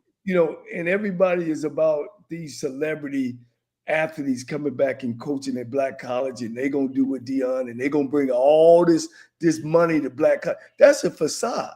It's not true. And you put people in these positions as head football coaches that don't know how to manage themselves, let alone managing people. Okay, go ahead, Zoe. No, I'm gonna see the thing is, man, when you talk about Mississippi, man, look, man, when it comes to anything with rate-wise, and Steve know what I'm talking about, we're last in everything, man. Last in everything. Like I said, so when you don't have much, the one thing you're gonna have is your pride and your dignity. All right. And one thing about it, man, we ain't gonna tolerate no disrespect. Point blank, period. So again, if you come in and do right by people, man, look, Jack State fans go sit there and roll out with them to Colorado and been his biggest supporters, right? And for the most part, you got a lot of people in Jackson that's going out to Colorado. So again, ain't no hate there. But at the end of the day, man, everything was all gravy. But that last week, man, the disrespect that was ensued that whole week, man, I'm sorry, we're not gonna tolerate no disrespect. May I ask you, did he bring all that money, millions and millions of dollars, and get the turf field built? And he assisted with getting the turf put on the practice field. Okay. And I can actually explain even how that happened. Yes, that is something that he did. But the facilities, no. Did all these brands come in and I don't know, pay for this? No, there wasn't a whole smorgasbord of brands coming in to do anything. Listen, we had something with Walmart and something with Procter & Gamble that came in to assist putting the practice field in. That's it. Was that because of Deion? Yes, it was. Okay. That was it. But outside that, everything else, Jackson State and fine folks like myself. And like I say, I mean, that's fair. Hold on, man. Man. Shout out to the Tiger Fund. Shout out to the Blue Wing Athletic Association. Shout out to KC 1400. Me and my compadre Ken Clark. You know what I'm saying? Shout out to all the Jacksonians. It was regular blue collar folk working in, giving their nickels, their dimes, their fives, and their tens. You know what I'm saying? Doing their part to give to Jackson State. Hey, and let me ask you this. And on Saturday, when y'all show up at the house that Deion built, would he be welcome to stand on the sideline with you guys? Well, right, I gotta fill you in. The house that Deion built is torn down. I knew you was gonna say something. You almost jumped through that screen. I just want to feel Rocky in. The house that Deion built got torn down. I'm just messing with you. No, but would he be would you guys welcome him on the sideline if he wanted to come out and support you guys? Rocky, I'm telling you, he can come to Jackson and do whatever he want, man, and he gonna get embraced. I mean, yeah, are there gonna be some people who don't like him for whatever reason? Sure, there are, but by and large, that's not the feeling of the jive of the entire fan base. I'm telling you that being right here in Jackson is not the case. You know what I'm saying? So again, Jackson State has been one of the most attended football games in FCS history. In the top 5, probably last 40 years? Oh, and here's a funny thing too. I mentioned this earlier on with Scott today. You know, people talk about our attendance went up because of Prime. I was like, well, here's a funny tidbit. In 2019, we were 4-8. We led the country averaging 39,000 fans per game. We averaged more fans 4-8 in 2019, and we 11-2. One of them swag. We averaged more fans then than we did this year. Wow. But everybody who was in the games this year paid though. Huh? Hey, you got to meet Zoe. Hold on. Let me put my. Let's see. I'm older than Zoe. So this is the thing I want to say. No, when you are at my age and older, Coach Cole, my mother and them, like I say, my people that went to Jack State, nobody cares about what Dion did. What people care about is when you lie on my name. And when I'm gonna say this again, the thing, my mother and Jack State people that are older, what they were most heard about, because the narrative of Jackson is robbing, stealing, and killing, and everybody's dumb and stupid.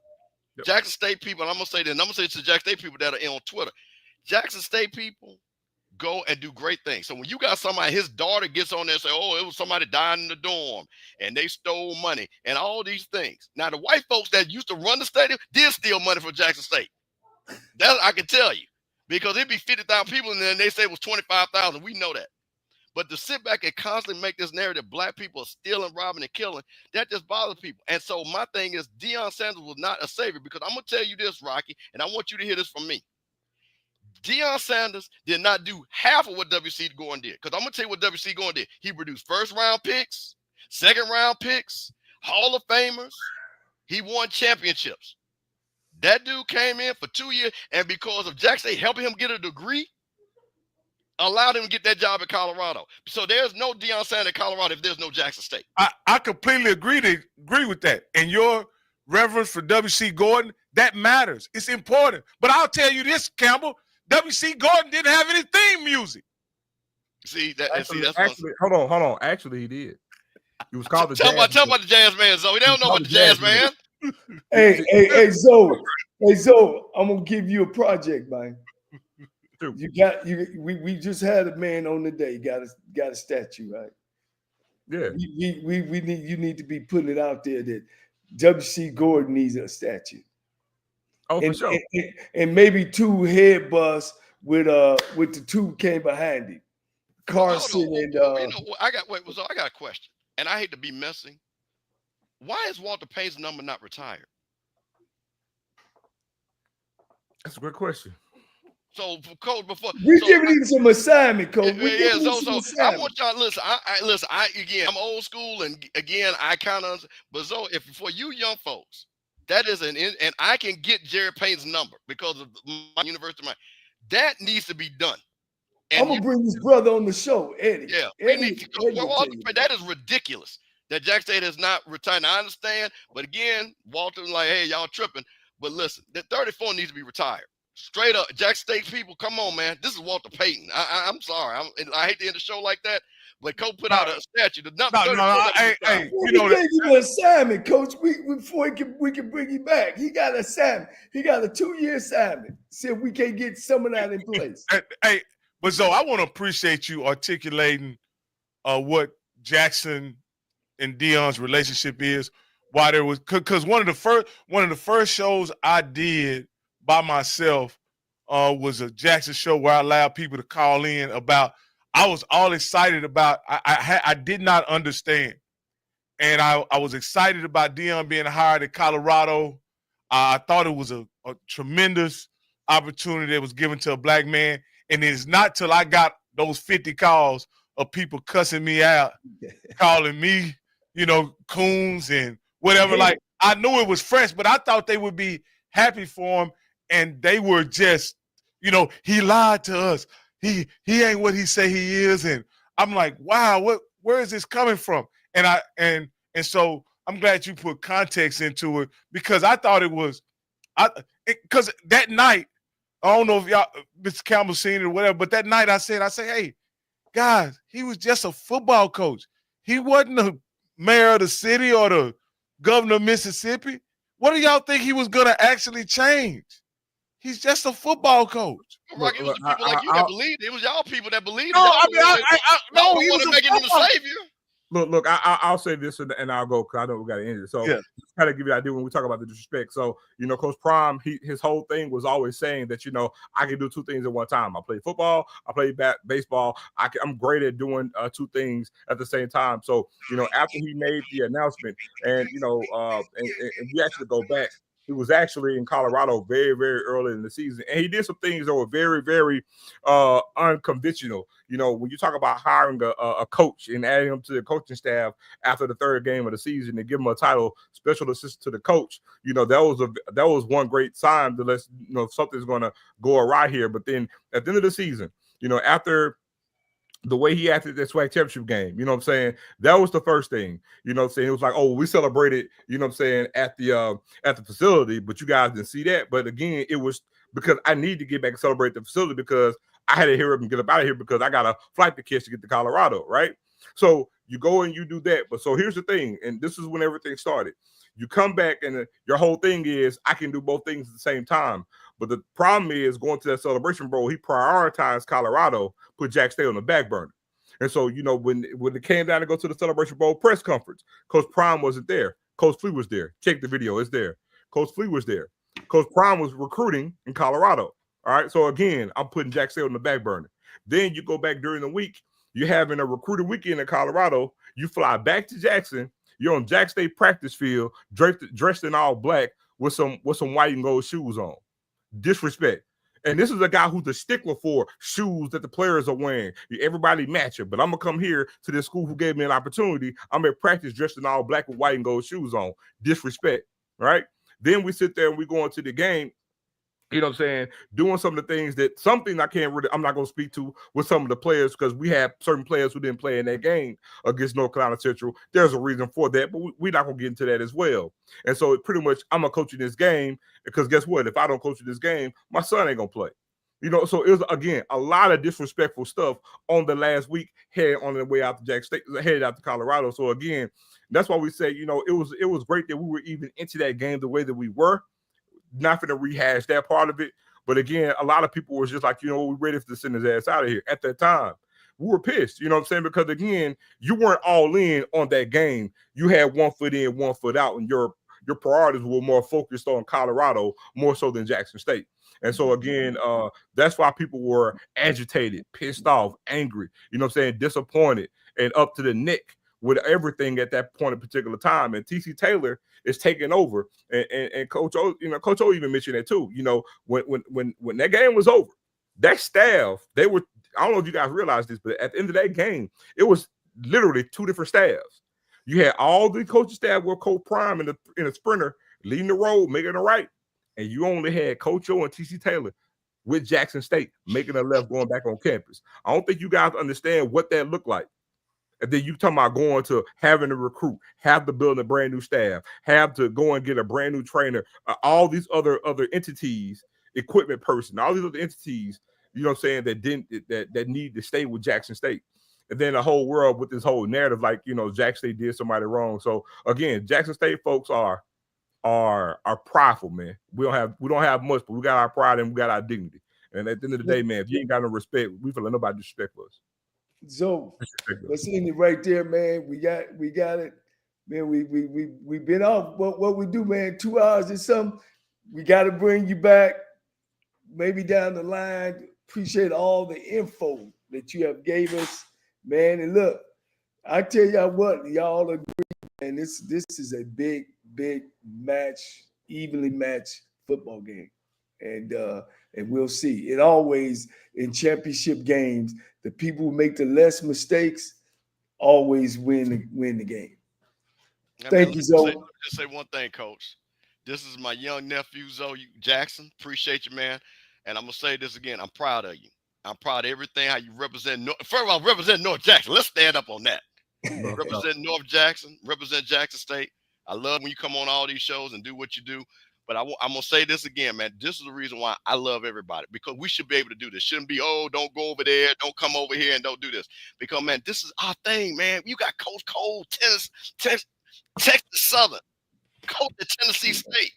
You got Rocky, the primate that came and rolled on in. And then you got a brother from me, from Jackson, that loves Jackson, FAMU and Grambling and everything in between. So, man, this is for us and by us, man. So I appreciate you, man. I really appreciate you. Thank you. Man, I heard it. Hey, I went to Tallahassee with him. He's up there telling people, I wish I was born in Tallahassee. You know no, I ain't no told about that. Yeah. Anybody, you listen. Now listen, anybody from FAMU will tell No, you I'm just we like messing with FAMU. We don't like Tallahassee. Yeah, no sir. you. No, I'm just messing with you. No, so thank you again, brother. I appreciate it, man. It's been great. I don't have anything, guys. If you ready to take us out, you got anything, Mr. Cap? Thanks for the opportunity. I appreciate y'all. Thank you, Zoe. I do have one thing. Jackson State, South Carolina State. I heard on another channel where they said what a blue blood is, Coach. Right. And I'm going to tell people, me and Coach Cole been around. Coach played in this league. And I'm going to tell you something. Blue bloods are Florida A&M University, Tennessee State, Grambling State, Southern University, FAMU, and South Carolina State. And being a blue blood is not how many national championships, it's the total body of your work. Conference championships, legendary coaches, and players you produce. So for you young folks, y'all need to learn this because some of y'all came around in 2000. But I'm telling you, there's a pride history in those schools that I named. And there's a reason. They didn't just start winning games in the 2000s or 2020s when the Celebration Bowl started. So go do your research. Learn about these schools. And the last thing I'm going to say is to my Jack State people and my South Carolina State people, man, it's always 8 or 9 of y'all that's always on that BS.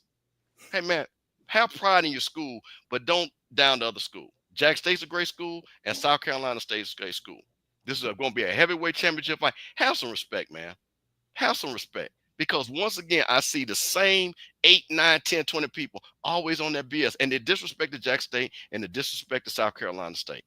These schools were not built on that. These are championship schools. And they're going to play a championship game on Saturday. I'm excited to watch it. And I just want people to know this is what we should be about. Not all that negativity. Once again, that 8 or 9 people always think that's okay. Because you never see their face. You never see their name.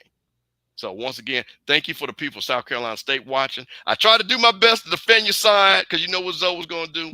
And thanks to Zoe and Coach Cole, I'm going to tell you this. Thank you for allowing me to be on here because this is what I always wanted to do is talk about our great HBCUs. Love all of y'all. Yeah.